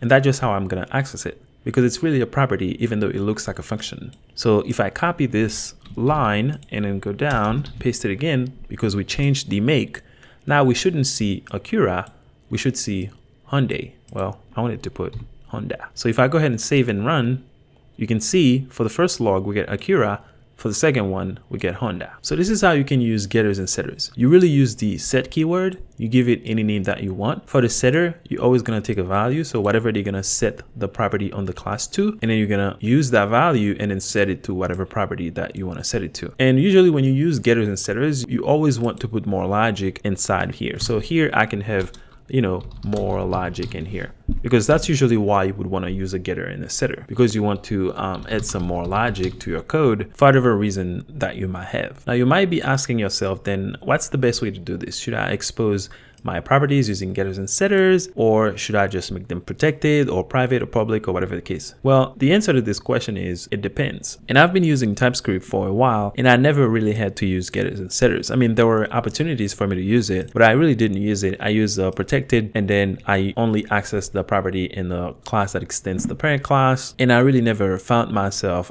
needing to do this. But sometimes when I'm using Angular, there's certain things that I want to do, because when I'm working on a very large application, the logic becomes really complex, and then I found myself using getters and setters because of some weird things that I need to do. But usually, personally, I don't use getters and setters that much. I use protected and then access the property from any other class that extends the parent class. At least from what I've been doing, that's what I've been having to do. I haven't really had to use getters and setters, but just so you know they exist, you can actually use getters and setters and then expose your private properties from your class in a safe way like we're doing here.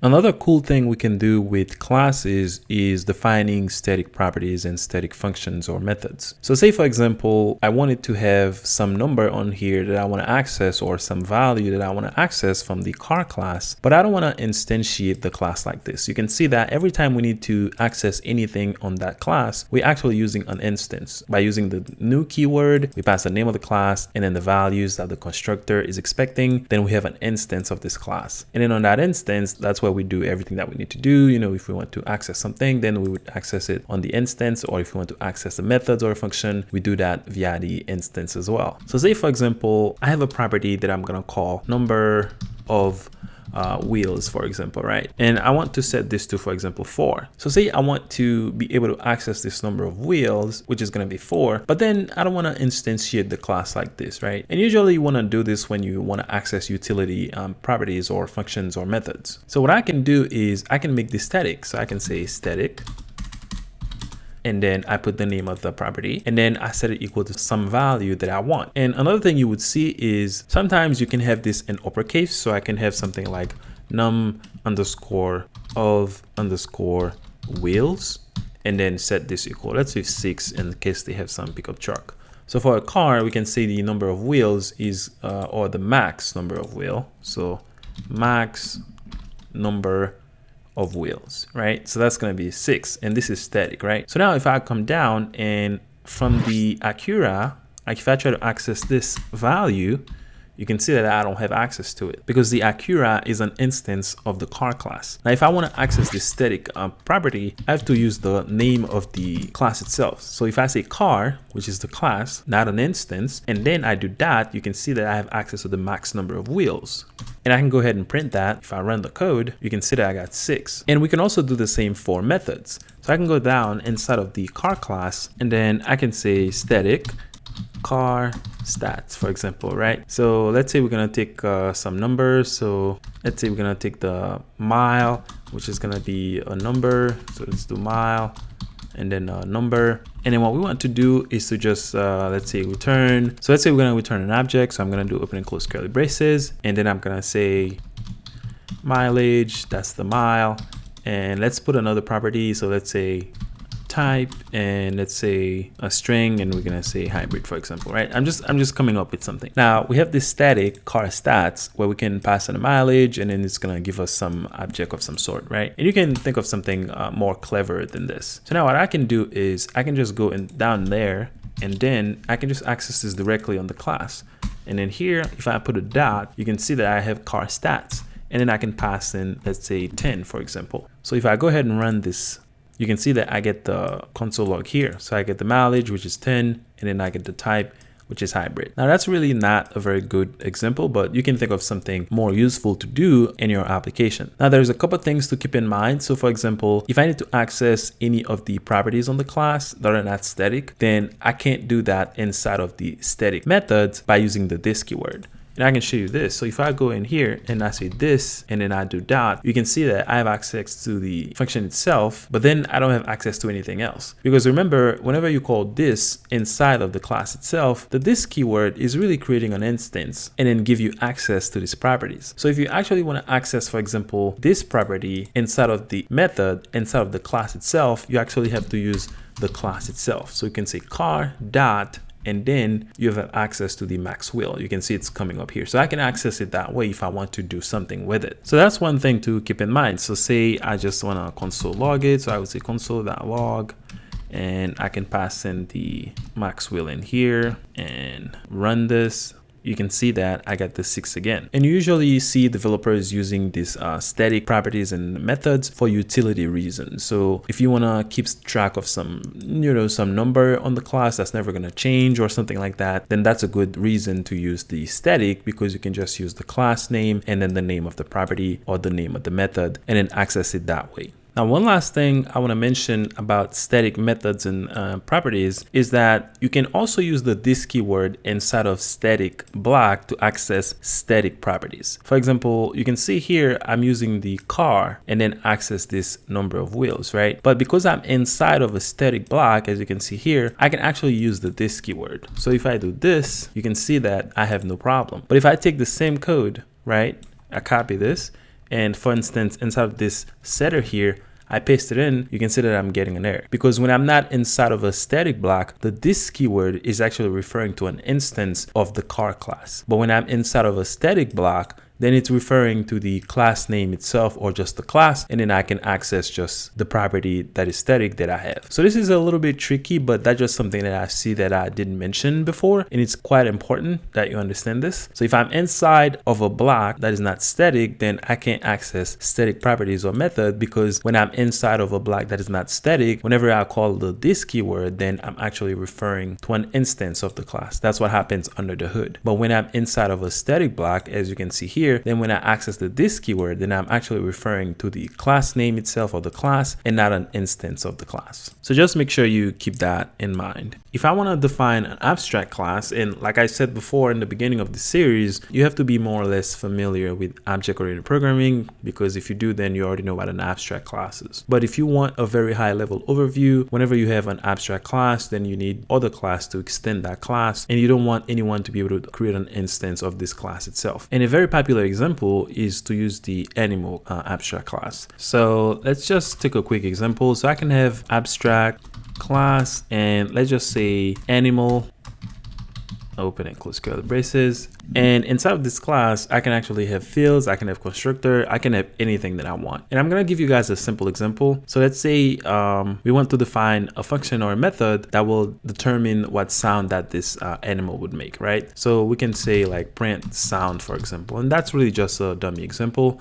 And it's going to take a sound that's going to be, well, that should be a number. And since this is an abstract class, we're just going to put the blueprint of this. We're going to say it's going to return void. So it's not going to return anything. It's only going to print the sound, right? Because it's printing something. And then here we also have to add the abstract in front of that as well. So for example, if I go down there and I say class, and then I'm going to say, let's say dog, and then say extend. So we're going to use the same keyword. So extends, and we're going to extend the animal class, right? So if I do that, now you can see that I'm getting an error, and we didn't get this error when we extend this class before. When we didn't pass anything else, we just created the instance, and then we have opening and closing curly braces. We didn't get an error, and I can show you that real quick. So if I delete all this and put the closing curly braces, you can see that we don't have any errors because this is not an abstract class. Okay, so I'm gonna undo all that. Now, when we have an abstract class and then we define this method, we just put the description of the method. So we're gonna say, you know, that's the name of the method. It's gonna take a parameter called sound, and it's gonna be a string, and it's not gonna return anything. Then I am forced or obligated to implement this method, as you can see here. So I can do a quick fix, implement, and now that I'm implementing this print sound method, then now the error is gone. So if you want to force any class that extends your class to implement certain methods, then you can use an abstract class and then define the blueprint of your methods so that any class like the dog class here that extends the animal class, then they're obligated or they're forced to give their own implementation of the print sound. So what I can do here is to just say console.log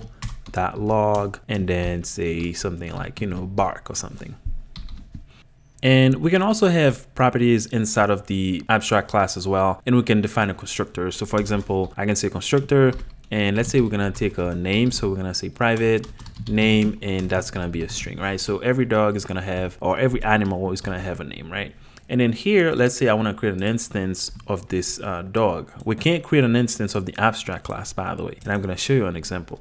So if we're going to create a new instance, we're going to say, const, and then that's the name of the dog. And then we're going to say new, and I can do a new dog, but I can't do a new animal. So if I do a new animal, you can see that even if I pass something in here, let's say I'm passing the name, I'm getting an error. And if we hover it, you can see that it says you can't create an instance of an abstract class because this class is abstract. So just keep that in mind. Whenever you have an abstract class, then you can't create an instance of it. You can extend it and then use your child class and then call the parent class constructor. But this class itself, the animal class, then you can't create an instance of it. And that makes sense. You can see how that makes sense in the real world as well. And that's why I took this example, because you're never gonna have an actual animal that is just an animal, right? You can have a dog that is a specific animal, and then it extends animal, so it's gonna inherit some properties and functions from the animal class. So now to fix this, I have to change this to dog. So I create a new dog, and here I can pass in the name. So here again, I'm gonna pass in the name of the dog, which is Blackie. And we can also have properties. So if I come down here and then I can say, console.log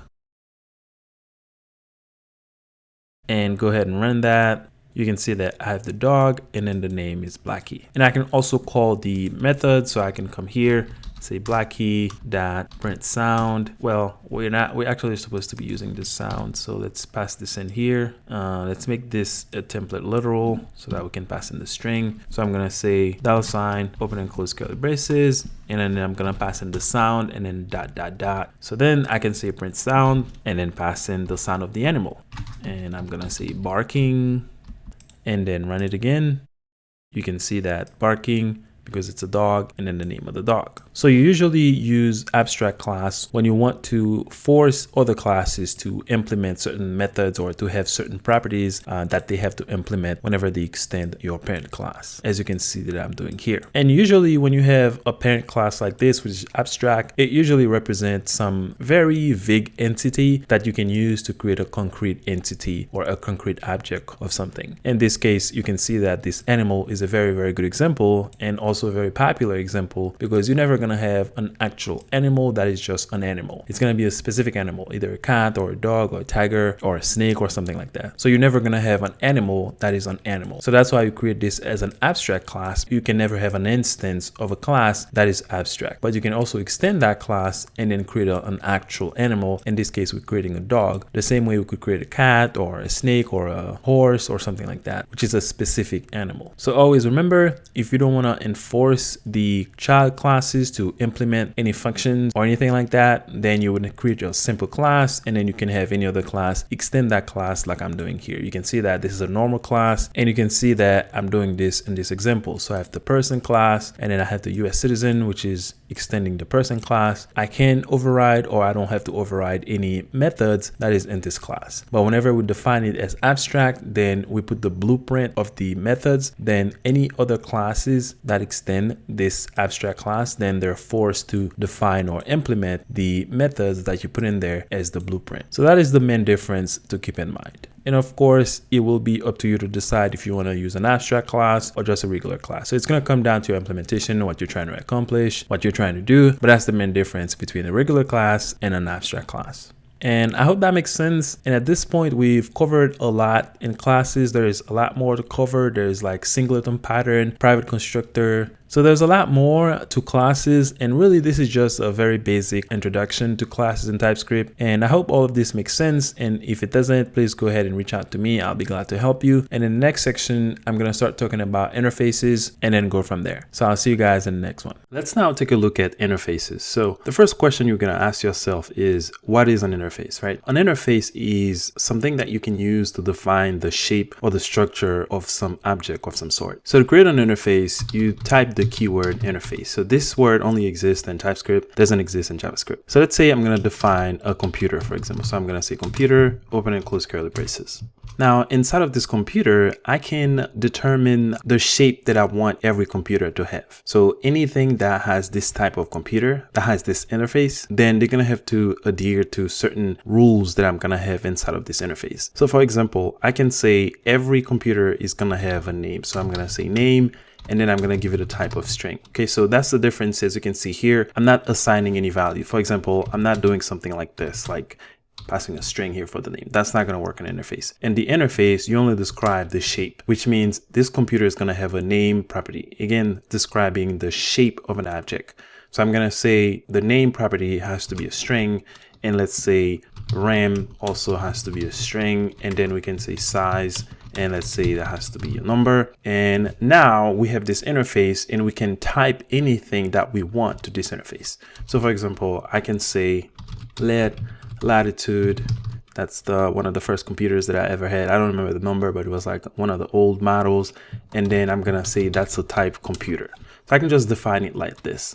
Now, anything that I assign to a latitude here, so the variable that has the type of computer, it has to adhere to these three variables. So for example, I can say latitude, and then I'm gonna set it equal to an object.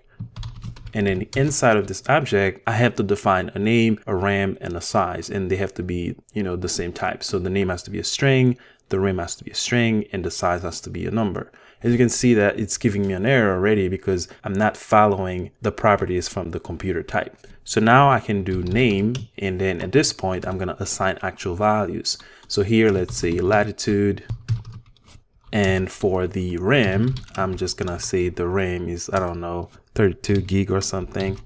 And then let's define the size, which I'm gonna say 15, for example. As you can see now, the error is gone. And now my object, which is this latitude, it has to follow this structure. It has to have this shape that you can see here. And I can hover over it. You can see that it's of type computer, which is this type that we define up here. Another thing we can have inside an interface is a method. So I can go down there and I can say this interface also has to have a method that I'm just gonna name it connect. And let's say it's gonna take an adapter, for example. So adapter, which is gonna be some kind of string.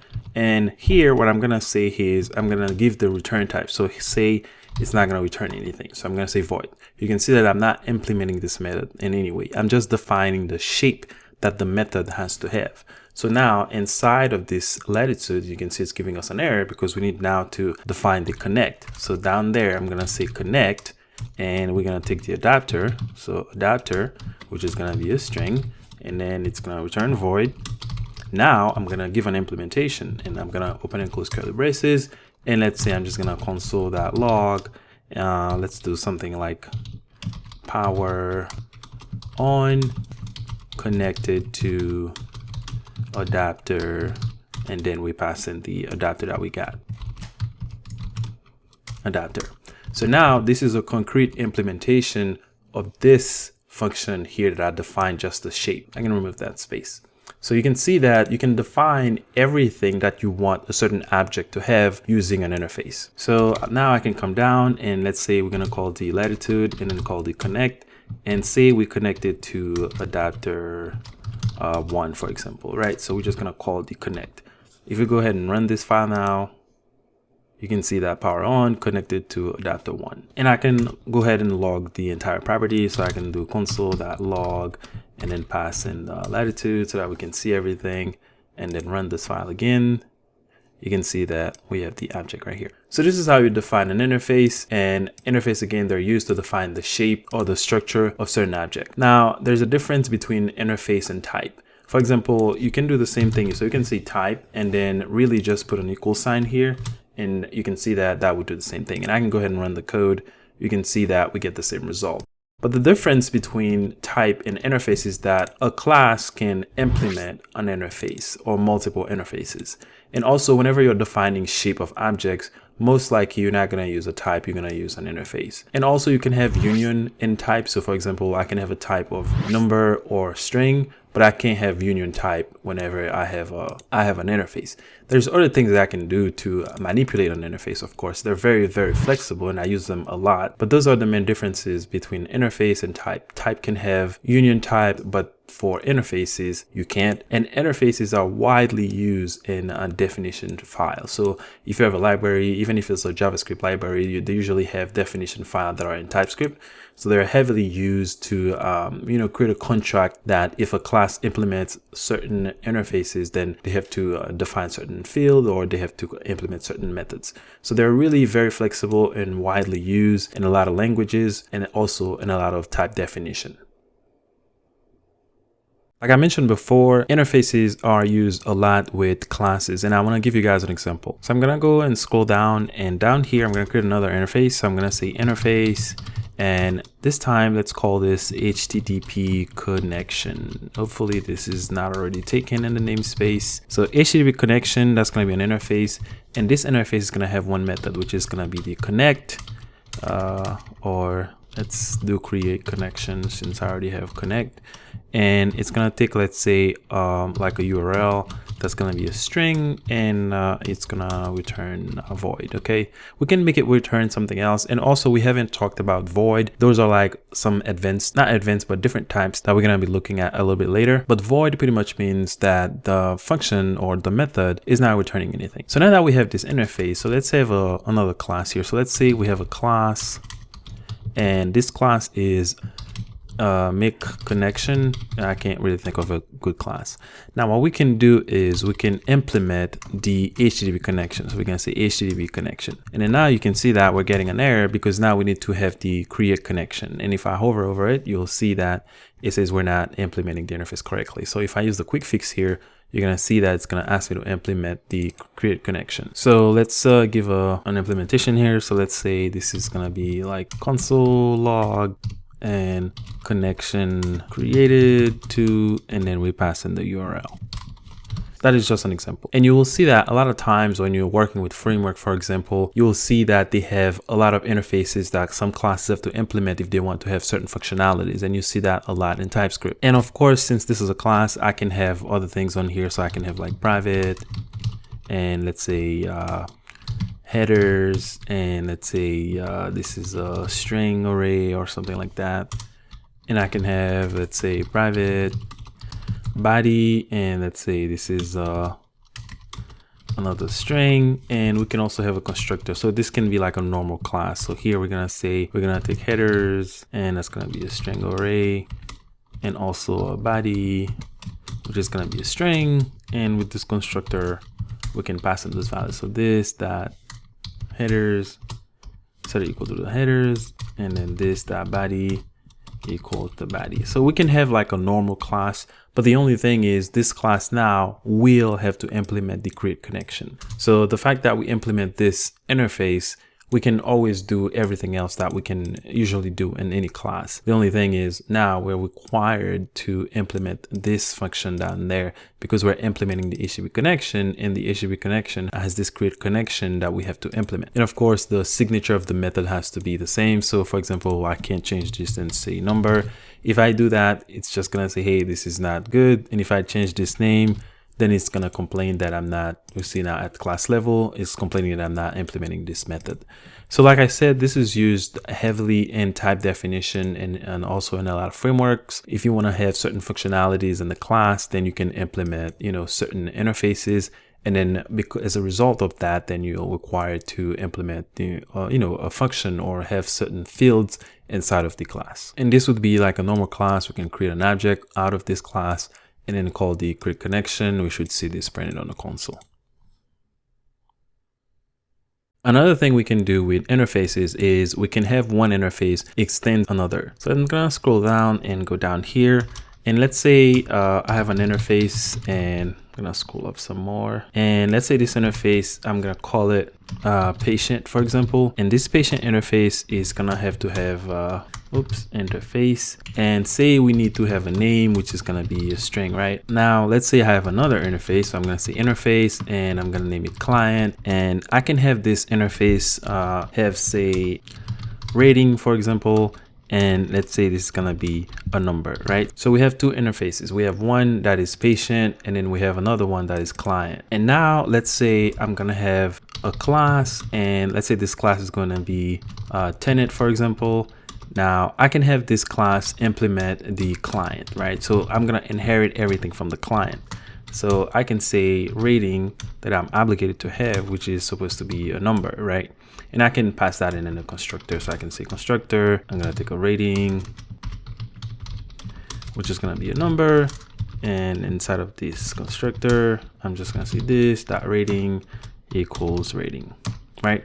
So I'm obligated to have this rating, and I'm just setting it inside of the class like this for whenever an instance is created. Another thing I can do, which is very flexible, is let's say I wanted to have this tenant to have the name as well. So I can also implement this interface. So I can come here and say patient. So now I'm obligated to have this name, and I can do the same thing again. So I can do name, which is going to be a string, and I can come down here and take the name in,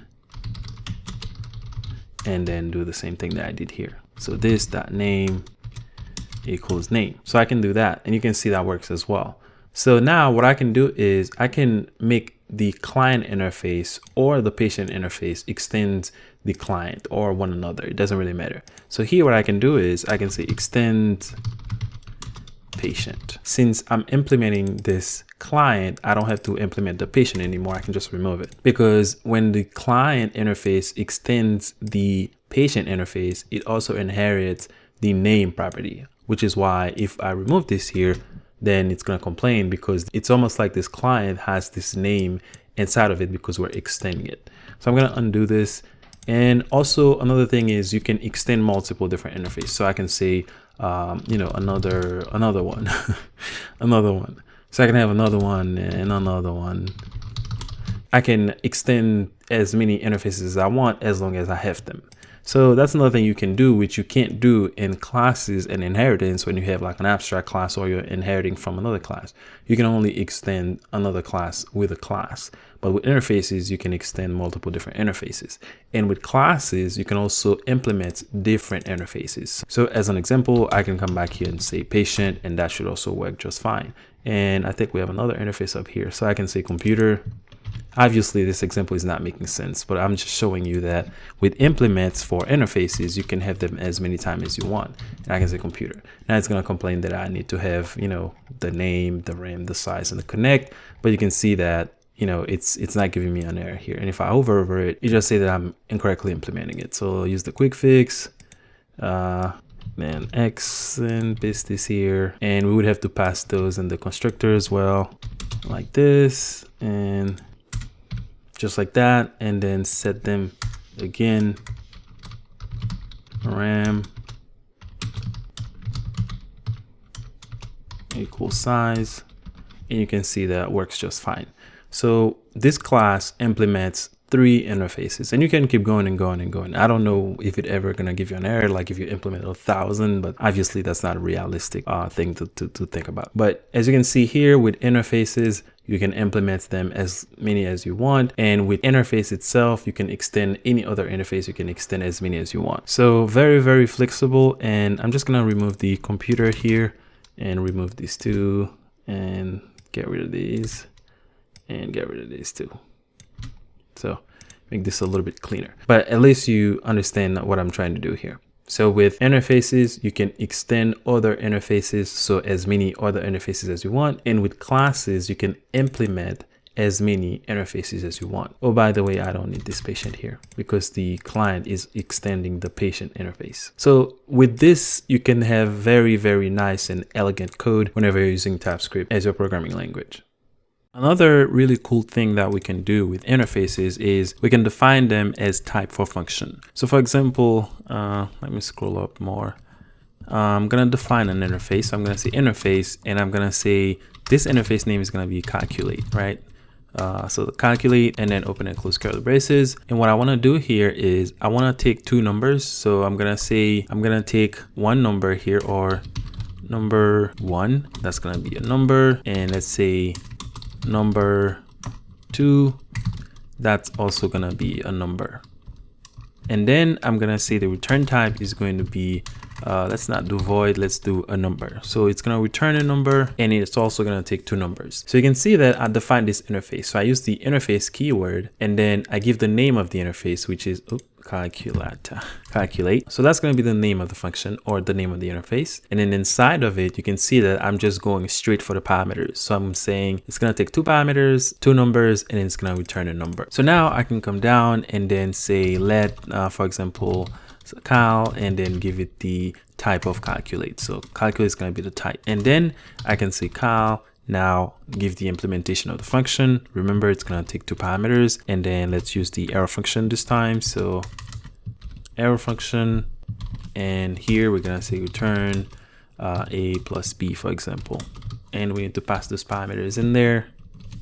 And let's also pass these parameters. So that's going to be a number, and then b also a number. And by the way, we don't need to have the same name as long as you have one first parameter, which is a number, and the second one, which is a number. So as long as the types are the same, then you should be fine. So you can see now I'm using the calculate here as a type for the cal, which is really just a function, and we're using an interface to determine that. You can do the same thing with the type keyword, but I'm just showing you another feature that you have when you're using interface.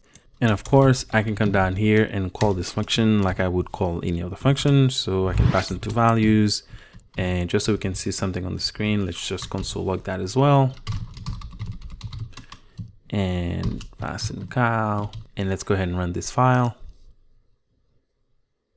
You can see that we get the 15 at the bottom. So you can use interfaces as type for function, not just object, because in the end, a function is really an object in TypeScript or in JavaScript, and that's why this is possible. So you can use an interface to define the type of a function. One last thing I want to say about interfaces is you can have optional properties. For example, you saw that when we didn't have the name, the RAM, and the size and the connect, this was giving us an error. So sometimes you want the interface to be even more flexible. So you might make some properties optional. And to do this, you just put a question mark. So for example, if I want to make the size optional, I just put a question mark. And if I remove it from here, you can see that it's not going to give me an error anymore because it's optional. I can do the same for the RAM, for the name, and for the connect. For the connect, which is a function, you just put it here, and then it's gonna do the trick. Now it's giving me that this is possibly undefined because now it's optional. So TypeScript is kicking in saying, hey, you gotta be sure that this exists. So you can put an if statement and correct this if you want. But you can have optional properties inside of your interfaces. And another thing you can have is you can have read only. So if I make this name read only, you can see that's gonna work. And what that means is that once this is set, you cannot set it again. And that's what the read only means. So we're saying technically, once this name is set for whoever has this type or implement this interface, then it can't change once it's set. It's once and for all. But we can't have things like private or public. So if I put private here, you're going to see that it's going to give me all kinds of errors. You can have private, you can't have public, you can't have protected. You can only have read only. Okay, and like I said, interfaces widely used in the TypeScript language. You're gonna see them everywhere. You're gonna see them all the time. And like I mentioned before, in type definitions for like libraries and stuff, if you go inside of those file definitions, then you're gonna see interfaces all over the place. So they're used widely to define shape and structures of object. And whenever I'm coding, I usually find myself defining some interface because I'm trying to map certain object to a certain shape and certain structure. So used very, very often when you're working with TypeScript. What we're going to talk about now is generics. Now, generics in TypeScript, they're exactly what you know that they are in C# or in Java, which is really just a way to make your code more reusable. And really what generics are is just something that we have in programming where we can work with a variety of types. You can have, for example, one method or one class, and you can work with different data types with that same class or that same method. And as I go through the examples that I'm going to show you, it's all going to make sense. It's better that I show you examples and cases where you would want to use a generic instead of trying to, define what the generics are. But it's really just a way to make your code more reusable. So for example, let's say I'm going to have a function, and let's say I'm going to call the function update user, for example. Now, I know the function is going to take some parameter. It's going to return something. So I'm not going to put the return type now just so I can illustrate this better. And let's put the body of the method. So what I want to do, for example, let's say I'm going to receive 2 objects, for example. So I don't know what those objects are going to be. I don't know the shape of them. I don't know the type of them, but I know I'm going to get 2 objects inside of this method. And what I would like to do is to just merge the 2 objects and then return 1 object. So what I can do is I can come in here and I can say, let's say old user, for example. So we're going to take an old user. That's going to be any, for example. and we're going to take the new user information, for example. Also, that's going to be any, because you can use any when you want to go back to JavaScript. Technically, you don't have any type at all. And we can also say that this is going to return any because we have two any types and we're returning two any types. And then in the body of the function, what we can do is we can just return a new object, right? So we're going to put open and close curly braces. And then inside of there, we can just merge the two objects that we know that we're going to get. So we're going to say, use the spread operator, get the old user, and then spread operator again, get the new user. So what this is going to do is it's going to take all the properties in the two objects and then merge them. So whatever we already have in the old user is going to be overridden by what we have in the new user. And if there is something in the old user that's not in the new user, then it's going to stay. And that's just one way that we can merge two objects. You just make a copy of them and you put them inside of the curly braces, and then you have a new object. Now, using any here, as you can see, is not a very good practice because we're technically saying, hey, we're going back to JavaScript. Now, another thing we can do here is we can use generics. And what that means is that we know that this is going to be of some type. We just don't know what type it's going to be. So whatever type it is, then that's the type that it's going to be for these two objects. And the syntax is like this. So I would come into after the name of the method, and then I put opening and closing diamonds. And then let's say the first type is going to be T, and then the second type is going to be U. Or I can use V here. I can use any letters like Z. Oops. I can use Z. I can use anything that I want. But in this case, I'm going to go ahead and use, for example, V, right? And then here, instead of any, I can just change this to T. And then the second type, it's going to be of some type that's going to be V. And that's going to do the trick. Now, since we're merging these two objects together, then it's going to give us a merge of these two objects. So a merge of T and V. So instead of any, we're going to do, it's going to be T and V, because we're going to merge all these two together.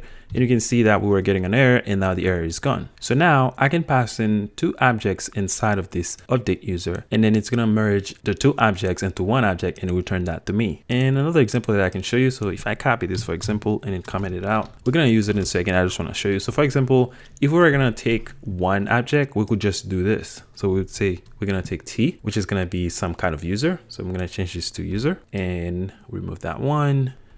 And then let's remove this as well, because this time we're just going to return T. And then here, all we have to return is this type T, or we can return anything that we want, because really all this is saying is we're going to receive a type that we don't know, but we know that it's going to be of some type. And we're just saying here that it's going to return that same type. So whatever we do here, as long as we return the same type. So for example, I can say, all right, just give me everything in user, and let's add another property. So I can say admin, and that's going to be, for example, true, right? So that's just adding another new property inside of the object that we're gonna get. We can rename this like make admin, for example, right? So we're gonna take a user, we're gonna add this admin property, set it to true, and then return that new object. So whatever we get here with how many properties that we get doesn't really matter. We're just gonna copy everything that we already get, and then we're just gonna put this admin to true and then return that. So let me uncomment this.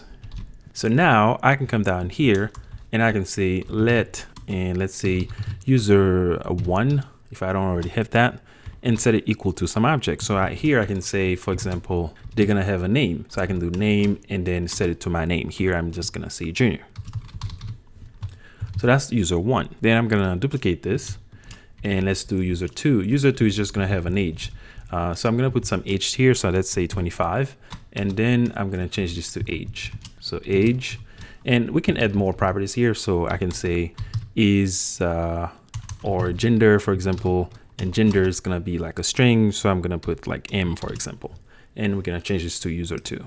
So now we have two users. You can see that they're not the same. We have two different types of user here. We have one which is an object that contains a name property, and then we have another one that has an age and a gender. And I can call this update user with this two objects that I have here, and it's not gonna complain or anything. I'm just saying here that I'm gonna get two different objects because this is T and this is V, and the first one is gonna be of type T and the second one is gonna be of type V. And what this means is that whatever type that this is, that's going to be what that type is, and that's going to be the type of this first parameter. And for the V, whatever the second parameter is, that's going to be the type of that. Which type is that? We don't know, which is why we can do whatever we want in these objects. We can, add more properties we want. We can add an array. We can do whatever we want. As long as this code will work whenever we call the function with the parameters that we're passing it in, we should be just fine. So now I'm going to come down and I'm just going to say update user, and then I'm gonna pass it user 1 and user 2. And you can see that it's not complaining, it's not doing anything because we're just passing in two different types. And that's exactly what I'm specifying here. And we can console log that. So it's the console.log so that we can see something on the output. So if I go ahead and run this, we're going to see that these two objects are going to be merged, which is what we're doing here. So like I said, whatever we take here doesn't really matter. So we can specify whatever type we want, VT, doesn't really matter. The only thing that really matters is what we do inside of this body of the method.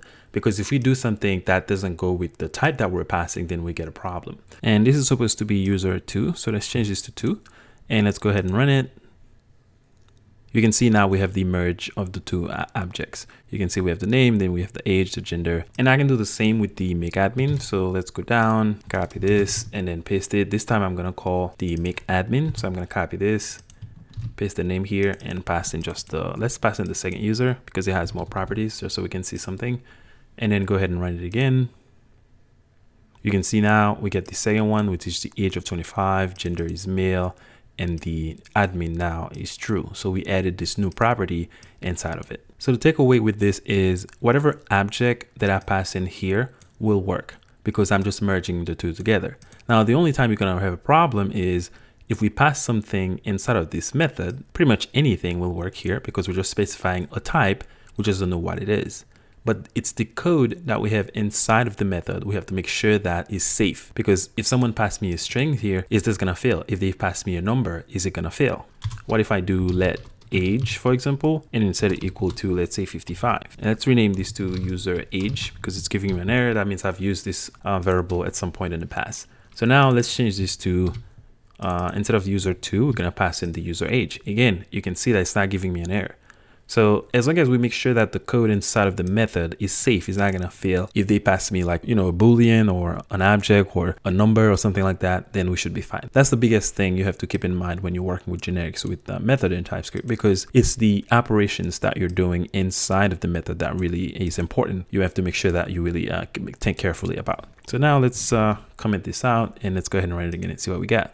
So now you can see this is just giving me the first object because he wasn't able to do anything with that number. So that's the only thing you have to keep in mind when you're working with generics with the method. You have to make sure that the operations you're doing inside of the method doesn't fail or doesn't behave weirdly or something like that whenever you call it with different types. So the only thing we know that we're doing inside of here is we know that we're supposed to call this update user with two different objects because we're merging these two objects inside of the body. So as long as it's two objects, we should be fine. So what happens if we pass an array? So let's just do this. Let's turn this into an array and let's say this is going to be 55 and let's say 20 and see what happens. So now if I go ahead and run this, you can see now we get the array because an array is kind of considered of an object. So it gives us the index and then the value is going to be the value that we pass. So the index value. So it was able to merge this array because really an array is an object. So like I said, whenever you're using this format or you're using this format, just make sure you call the method or function with a proper type depending on the operation that you're doing inside of the method, because that's where really the only problem can occur, because it's never going to give you a problem if you pass anything here. Like I can change this to a Boolean if you want to see that. See, I changed it to a Boolean. What that means is that this user age is going to be of type Boolean. That's all it's going to do. It's not really doing anything else. So really just make sure that whatever, operations that you're doing inside of the method work appropriately for the data that you're passing whenever you call the method. We can also use generics with classes. So let me scroll down a little bit and let's say I'm going to create a class and I'm going to call it planet, for example. So I'm going to say planet and we're going to take some type. And to do this, again, we put the less than sign and then we put the type in here. For example, T. Well, I've already used T and I told you guys that you can use any letter here and it really doesn't have to be a capital letter. You can put A here. That still works. But you usually see like a capital letter. And if you're going to use two of them, like you're going to have one type and then another type and then another one, it makes sense to use the next letter in the alphabet. So for example, when I used T up here earlier, it would make more sense for me to use U here because the next letter after T is U. And usually why you see T is because T stands for type. But really you can put any letter that you want. Just to illustrate this, I'm just going to change this to let's say, for example, Z, and it doesn't really matter because you just need to have some letter in here that represent the type that you're going to be working with inside of the class. So now I can start working on the class, and I'm really just doing this on the fly just so I can give you an example. So let's say we always want to know the location of the closest star. So we're going to say closest star, right? So that's going to be the star that is the closest to the planet, and then we can just say this is going to be of type Z. So whatever the type is that we pass in here for the closest star, we're just going to say that's going to be the type for that star. So that can be a string, a boolean, a number, an object, an array, can be anything. We just know that whatever the type is, you can just give it to the class, and that's going to be the type of the closest star. So now it's complaining because we don't have a constructor, so I can have a constructor, and let's take the closest star. So we're going to say closest star. I'm just going to copy this and just paste it in there. And again, we're going to say, well, what type is it? We don't know. Whatever the type that is passed to the class, that's the Z type, because that's the only type that we know. And then inside of the body, we can do what we usually do. We just do this, that closest star equal the closest star that we get in the actual constructor. So I'm going to copy this and just paste it here. So now if I want to define a new planet, for example, I can come down and I can say constant, and I can say Earth, for example, and set this equal to a new planet. So I'm going to say new planet, and that's going to be of the type string. That's going to be the type of the sun. So now since we specified that the type is going to be a string, we just have to pass a string. So let's say sun, for example. So you can see how flexible this is. And I can do, let's say, I don't know, some other planets outside of the solar system. So I'm just going to say, I don't know, planet X, for example, and let's say that the type of their sun is going to be some object. We can do that as well, and we're going to say this object is going to have like a name property, which is going to be a string, and it's going to have, let's say, a distance, for example, and that's going to be a number. And let me move this over a little bit. So now all we have to do is to provide this object into this constructor, because you can see that this is what it's expecting here. And to save time, I can just copy this object again, and let me just close this for now so we can see what we're doing, and then paste it here. Now I have to give the actual values. So here I'm gonna say the name of the sun is Zorux, for example. I'm just making this up. And the distance is, let's say, I don't know, 10. And I'm just making this up just so you can see that you can use this with classes as well. Now you can see this is a little bit verbose. And what we would usually see using generics like this, you would see that they use some interface. So they would pass in some interface here or some type using the type keyword. So they would define a type like this and then pass it in here instead of manually describing the object like this. And we can also use them with interface. So I'm going to do interface. And let's say this interface is user data, for example, and we're going to say it's going to take some type. So we're going to say, let's say, let's use U this time, and then open and close curly braces. And let's say for the user data interface, it's going to have a size, for example, and let's say that's going to be some number. And we also say it's going to have the actual data, for example, and we can say that this data is going to be like an array of some type T. Well, not T because we're using U, so that's U. So this data is going to be of type, whatever type that we tell it that it should be. The same way what we're doing here when we call the new planet, when we call the constructor, because when we do this, then we say, hey, the star, so this closest star is going to be of type string. So we're passing a string here. If we pass anything else here, of course, it's going to yell at us. And we did the same with planet X. So when we call the constructor again, we pass in a type, which is an object, and then this object has a name property and a distance property, and that's what we're giving it here to the constructor, as you can see here. And like I said, you would see a type used like this. So let me just remove this so that I can give you the example better. So let's say this is going to be like a string, for example. So a string array for the data. Well, that's not really going to make sense, but I just want to show you that this is the typical way that you would see this. So here, instead of passing this object here, you would say something like user data. So you pass in the type here, and then now you have to pass in a size, which is going to be a number. I'm just going to put it here, and then a data, which is going to be an array of strings. So we're going to say the data, and let's see if we can encapsulate this. We're going to pass in an array of string, and we can pass in another string. Let's say this is a, I don't know, a system with 2 stars, and let's say the other star is like Zorax, like a female one, just making this up. And now we have to change this to, let's say, planet Z, for example. So you can see that this works just fine. I just wanted to show you that you can use generic with interface, and that's usually what you would see in everyday life when you're coding with TypeScript. So you would make something a generic, and then you define interfaces, and whenever you're giving it the type, like we're doing here, so we're defining the type. So here and here and here, we pass in the interfaces you can see here. But I also want to give you the interface example for type. So let's paste this down there, and let's just call this customer data. We're gonna give it a type. What can we use this time? Let's use K this time, and it's gonna have a K type for an array for the data, for example. And we didn't have to name this data. We can name this anything. So now I can come down here and say let, for example, new user 1, and then we're gonna give it a type, and let's say we're gonna give it the type of customer data. So we're gonna say customer data. Now we have to pass it the type that's gonna be used for the data type, which is the second parameter that you see here. So now what we can do is just open and close curly braces. We're just gonna say it's gonna be string, and it's happy now. We can make this anything, Boolean. So it's gonna be an array of Boolean. It can be an array of number or some type of array, string array or something. So we can do like string, and you can see that works as well. Anything really would just work here because we say it's a generic. It can be used with any type that we pass it. So here for simplicity, I'm just gonna say this is gonna be of type number, and it's happy now. So now what we can do is to call the new user 1,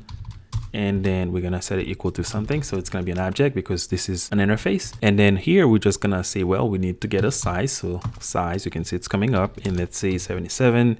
And then we have to give it data. So you can see here, we're defined that the type for this array is going to be a number. And we could have more properties in here. So we can say something like report. Let's say it's going to be an object, and it's going to have, let's say file, for example, and that's going to be of type K. So I just want to show you that you can have many different properties inside of the interface that can use this same type that you're passing here. So whatever the file is going to be like an object because we're using the curly braces, and it's going to have a property which is going to be file, and it's going to be of type K, which is like a number that we're defining here. So you can see how flexible this is. But just so I can give you this example real quick, I'm just going to comment this out. So now we have to give it some number. So we can say like 5, 2, and then let's say 1, for example. And that works as well. And we can console log all these things. They all gonna show up on the screen. So let's scroll up. Let's copy this console log. Scroll down a little bit too high, and let's paste this. And this time I just wanna log out the new user. So let's just remove this and paste this in here and run it again.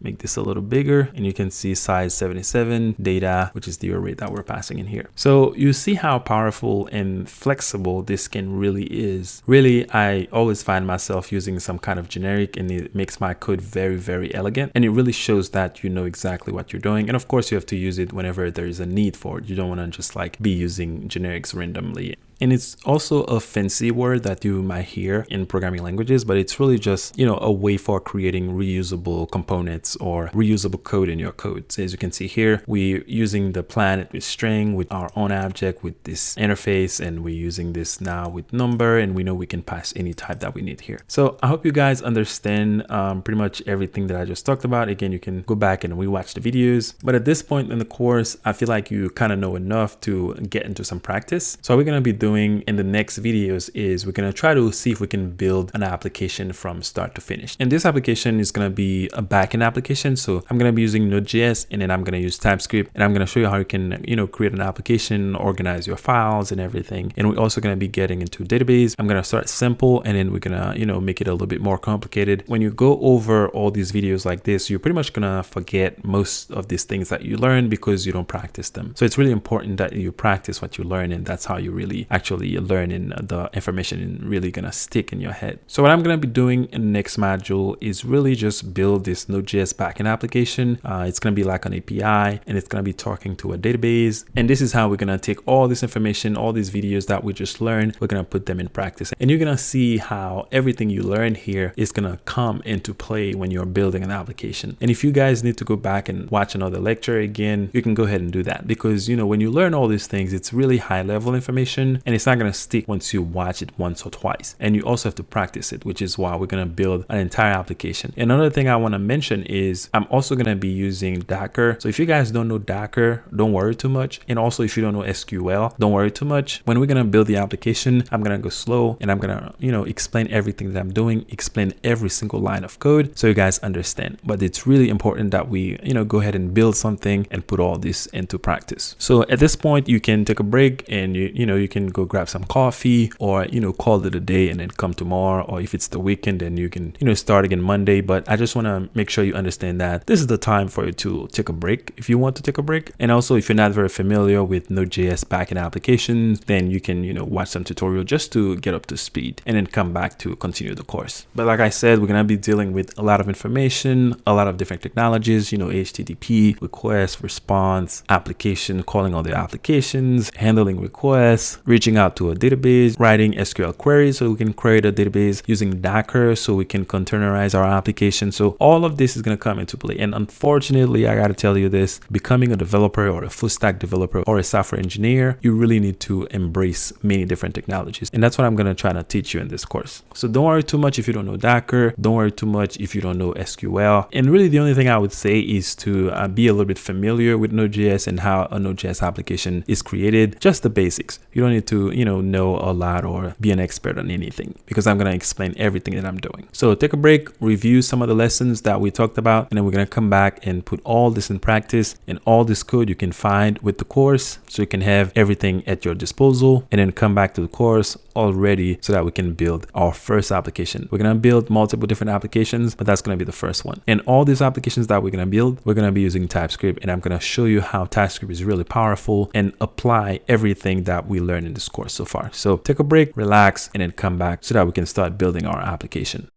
What we're going to be doing from this point forward is building the first application that we're going to be building in this course. And this application is going to be the backend application, and we will be building a front-end application to communicate with that backend application. But we're going to start with the backend application and build this thing out. And then once we're done, we're going to test it, and then we're going to build the front end to communicate with the backend. So I'm back in Visual Studio Code, and everything that we worked on, so all the files that we worked on, they should be available to you. So make sure you grab all the code and then review everything that we did. And like I mentioned, what we're going to be working on right now is the backend application, and we're going to be building this using Node.js, and we're going to persist our data. And for this, we're going to be using the MySQL database server. And in the end, we're also going to be deploying this application. And to help us with this, we're going to be using Docker. So we're going to be doing a lot of interesting things here. So let's go ahead and get started.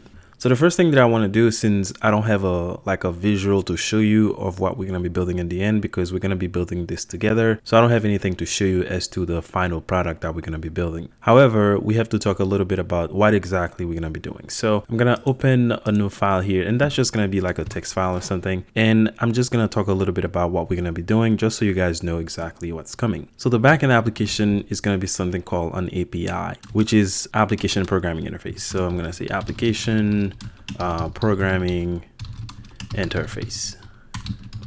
So an application programming interface, this is really kind of a broad concept, because an interface is in so many different places. For example, your cell phone has an interface, which is the keyboard or the screen that you use to interact with the software or the underlying software. So that is an interface. So it's anything that allows you to connect to some application that you use to talk to another application, or talk to some other technologies, or talk to some other entity. And you can see here, if we look at this a little bit closer, it says application programming. So this is like technology stuff. And then the keyword here is interface.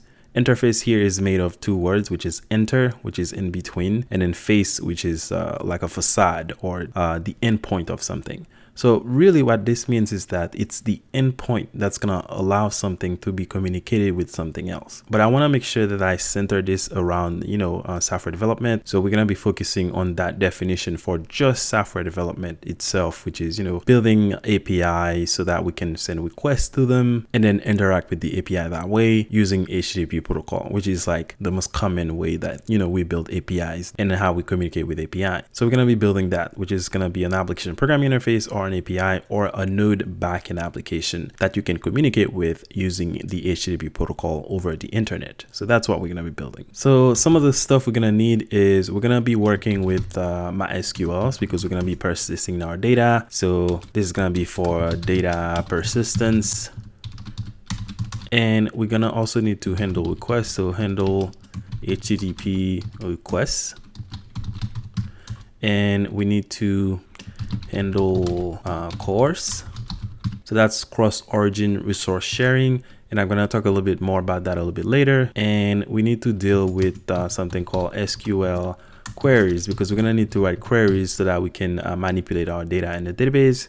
And then we're gonna be using Docker. So Docker is gonna come in the very end, because that's what we're going to be using to just wrap up the application into a nice Docker image, and then we can run that image on any computer, which is going to make deployment a little bit easier for us. And this is really everything that comes up in my mind right now. There's probably more things that we're going to be doing that I can't really remember, but at a high level, we're going to be building a Node.js application. So let's make sure I put this at the top. So this is going to be a Node.js app, and it's going to persist data using MySQL. We're going to be handling HTTP requests because it's an API. So it's going to be like a standalone application. And the way that we're going to be communicating with this application is by using the HTTP protocol. So we're going to be using the HTTP protocol, sending HTTP requests, etc., which is what I'm talking about on line 6. So handle HTTP requests. And another thing that comes to mind is routes. So we're going to be dealing with creating routes in the application, and we're going to need to create a database configuration. So configuration. And another thing is the controller. So we're gonna be using the model view controller pattern. So we're gonna be building a controller. And one last thing that comes to mind is something called error handling. Okay, because when you build an API, it's very important that you handle all your errors. So we're gonna be doing that as well. So whenever we're done building this application and we run it and test it and everything, we should be able to test it in the browser, and we should be able to test it using Postman or any other HTTP client that you want. But we should be able to send requests with the proper data to the proper routes, and then we should be able to see the application in action. So that's everything that comes to mind right now. And of course, when we're going to be building this, everything that comes up, I will let you guys know. And that's what we're going to be doing. So, I mean, this is something that I'm just thinking about out loud. So we don't need to, put this anywhere. You don't need to copy this or anything like that. This is just me having a conversation with you about things that we're going to be dealing with when we're building this application. All right, so we have a lot to do. So let's go ahead and get started. So I'm back in Visual Studio Code, and I have my terminal open, and I've already navigated to the folder where I want to create the application. And I'm going to do mkdir to make a directory. And then I'm going to call it Node.js API. Okay, so that's going to be the backend API. And then I'm going to go inside of this folder and clear the screen. So the first thing that I want to do is to start a Node project, right? Because we need to manage our dependencies, and we need to package that JSON file. And we can do this pretty easy. We can just do npm init, and then we can pass in a -y so that we can accept all the default. And what this is going to do is it's going to go ahead and give us all the default and create a package.json with no dependency whatsoever. So I'm going to press enter.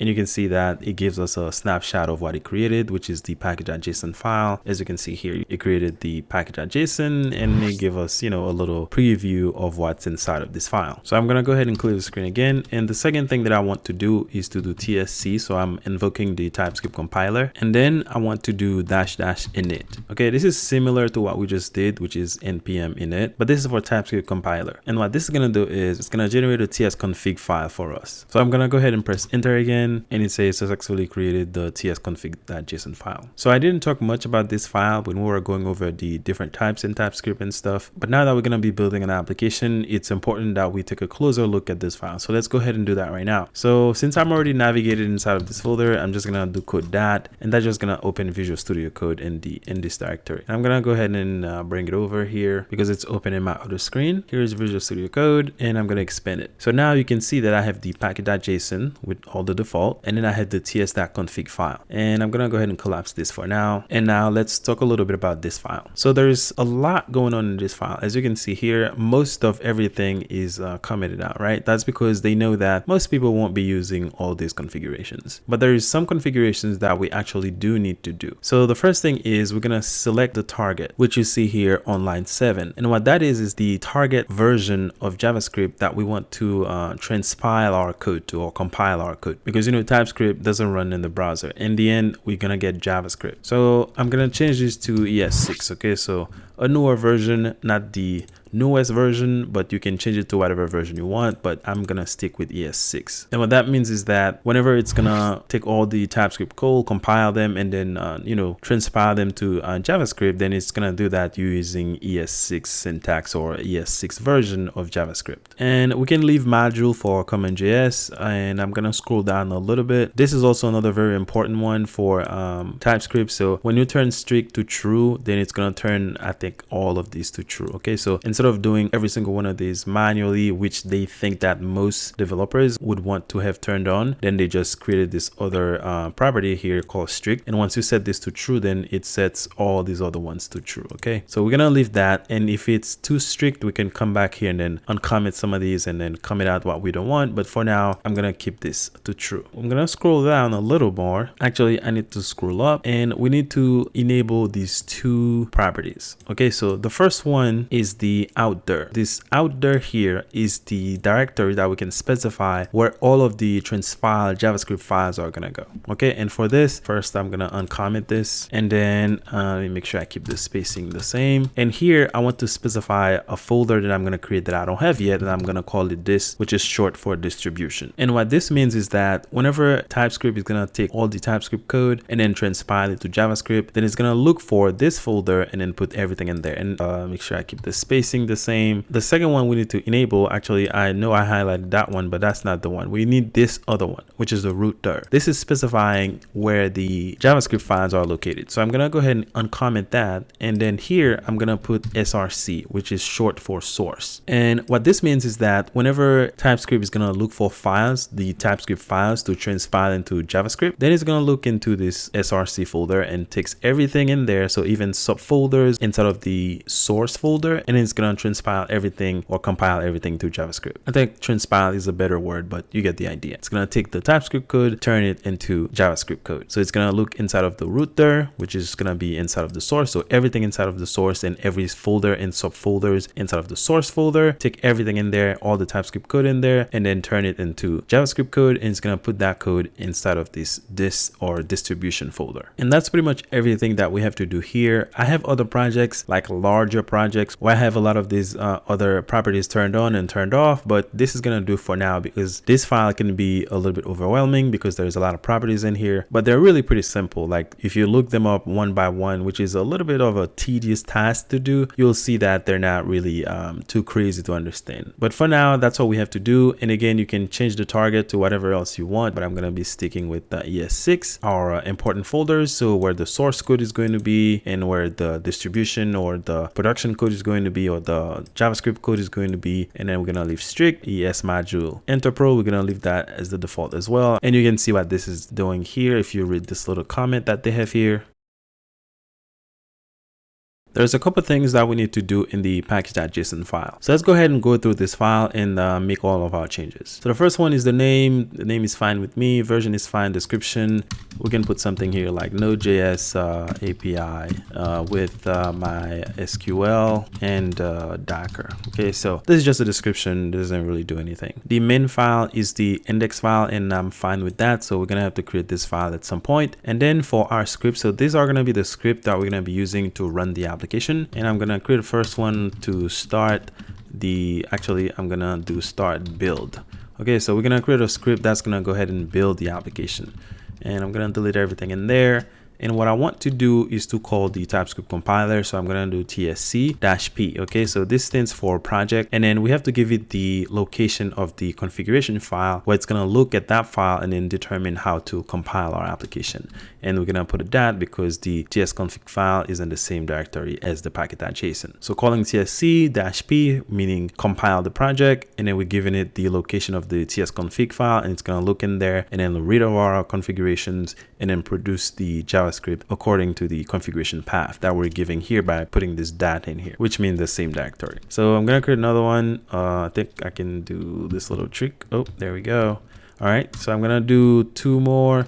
The second one is going to be for our dev development. So I'm going to put dev, And the last one is for the production build. So I'm going to do prod. Okay, so we're going to have 3 scripts, one to build a project, one to run our dev server, and another one to start our production server. So for the second one, what I'm going to do is to just call nodemon, because we're going to be installing nodemon as a dependency, and we want to do --exec. Okay, so it's really important that we do this. And then we want to exec ts-node, and we want to point to the index file. So I'm going to do src/index.ts.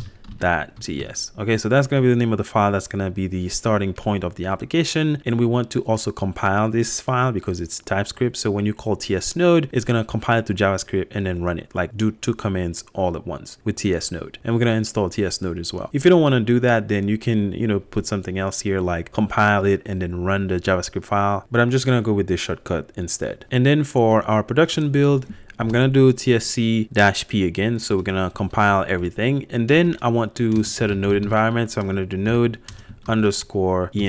and I'm going to set this equal to prod. Okay, so that's just a variable that I'm setting on the process in case I need to use it. And then I'm going to call node, and we want to point to the distribution folder, because you notice that we're calling tsc, which means we're going to compile all the code. So the code should be available, freshly available inside of the distribution folder or the dist folder. And that's why I'm pointing the node command inside of the distribution folder, because we already ran the tsc.compile, and then we're going to compile all the code. And we know that when this happens, we put in a configuration to put everything, if you scroll up a little, to put everything inside of the distribution folder or the dist folder. So that's why I'm pointing to this folder now, and then I'm looking for the same file. So that's going to be index.js. Remember, it's compile, so it's no longer ts, it's js. So we're going to run the compile JS file that's located inside of the distribution folder when we're going to run our application in production. So compile the code, and then we're going to run this command, which is going to set this variable on the process, and then run node and then point to the folder where we want to start the application. And then lastly, I can pass in my name here.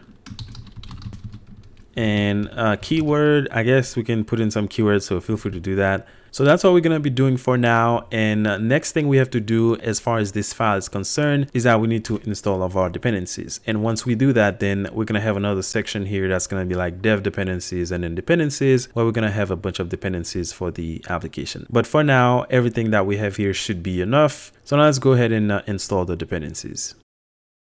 Now let's go ahead and install all of the dependencies that we want. So I'm still in Visual Studio Code. You can see it in the back here. I just bring up the terminal, and then I'm going to install the dependencies using the npm. So npm install, we need course because we're going to be dealing with a front-end application, and we want the front-end application to be communicating with the back-end application. And there's a thing in browsers called cross-origin resource sharing, which is going to stop 2 different applications running on 2 different domains to communicate with each other unless the back-end application explicitly say, hey, this other app can talk to me. So we're going to need course to take care of that.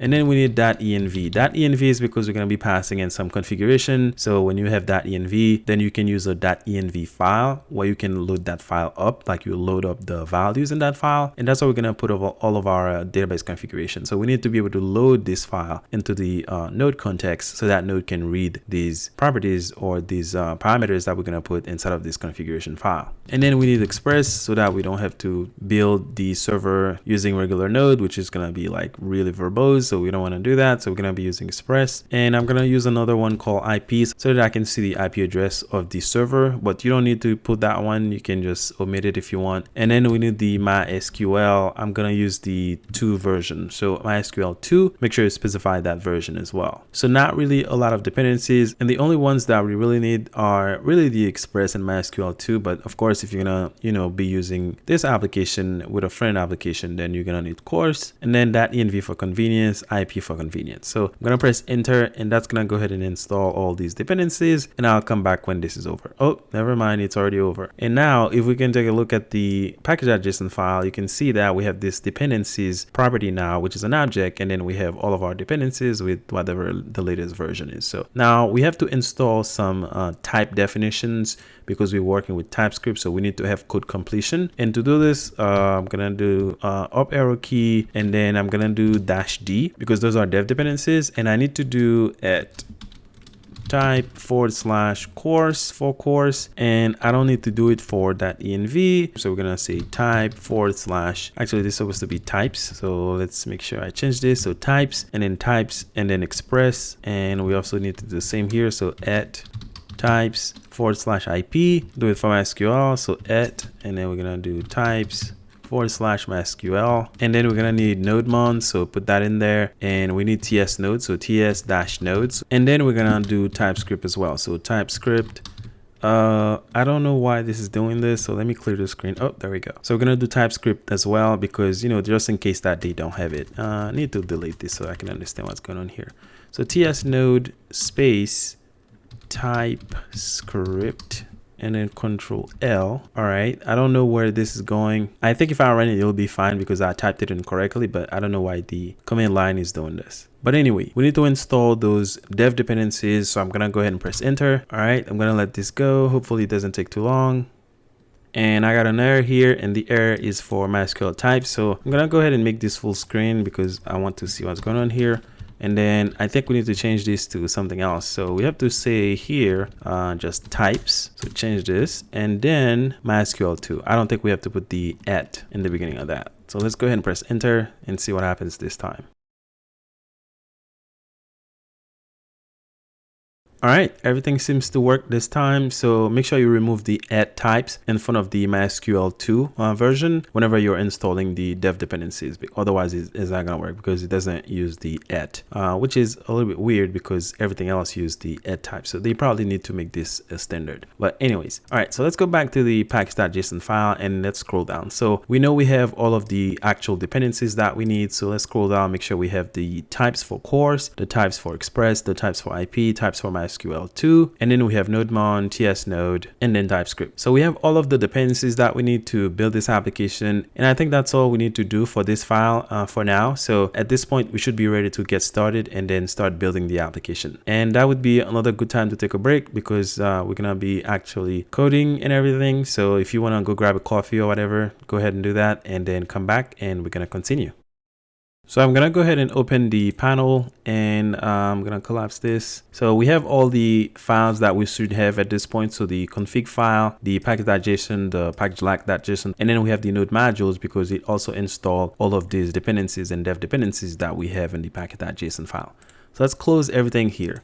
So now what I want to do is to create the index file. So I'm gonna go here and then do index that let's do ts. Okay, so we have the index file, and I also need to create the src folder. So I'm gonna do src. So remember, everything is gonna go inside of the src folder. So I'm gonna grab this and move it over to the src folder. Okay, so we're not gonna have everything hanging out here because we have configurations and node modules or whatnot. So we need to organize things a little bit, which is why we're putting this index file inside of this source folder, because that's where all of the ts files are gonna go. So inside of this source folder, I'm not gonna go ahead and create the distribution folder or the this folder. So if we go back here, remember we have this folder that we're talking about here. When we compile everything for the first time, then this should be created. So I don't need to manually create it here, but feel free to do that if you want to. What I want to do just to test this out is to just put a console.log, and then we're gonna pass in a message here, and that message is going to be hello world. I'm gonna go ahead and just console log that just so we can test this out, so we can make sure that all the configurations are working. And that's also another reason I didn't create the distribution folder manually, because I want to see everything in action. So now if I run the so this script, so the build, it should go ahead and compile everything and then put the JS version of this index file inside of a new folder that's going to create, which is going to be the distribution folder. And inside of this folder, we should have the index.js that we're pointing to here, as you can see when we run the prod script. So I'm going to go ahead and bring back my terminal, and I'm going to go ahead and clear the screen. So if I do npm run and then pass in the script name, so if I scroll down a little bit, you see the script that we want to run is the start build. So I'm gonna go ahead and type start build. Okay, so this should go ahead and run this command and then build the project. Also make sure you're inside of your project, because it's gonna go ahead and look for the tsconfig file, the JSON file, and it's not gonna find it. So if I go ahead and run this, okay, so it looks like it ran successfully. And if you look over here, you can see that now we have the distribution folder. And if we look inside of it, we should see the index.js file, and you can see it right here using JavaScript instead of TypeScript. So we know that everything is working properly, and I can go ahead and get rid of this file altogether. I just wanted to demonstrate everything. So we know that our configuration is working. So now we can start working on the actual Node.js application and build our server and then start coding.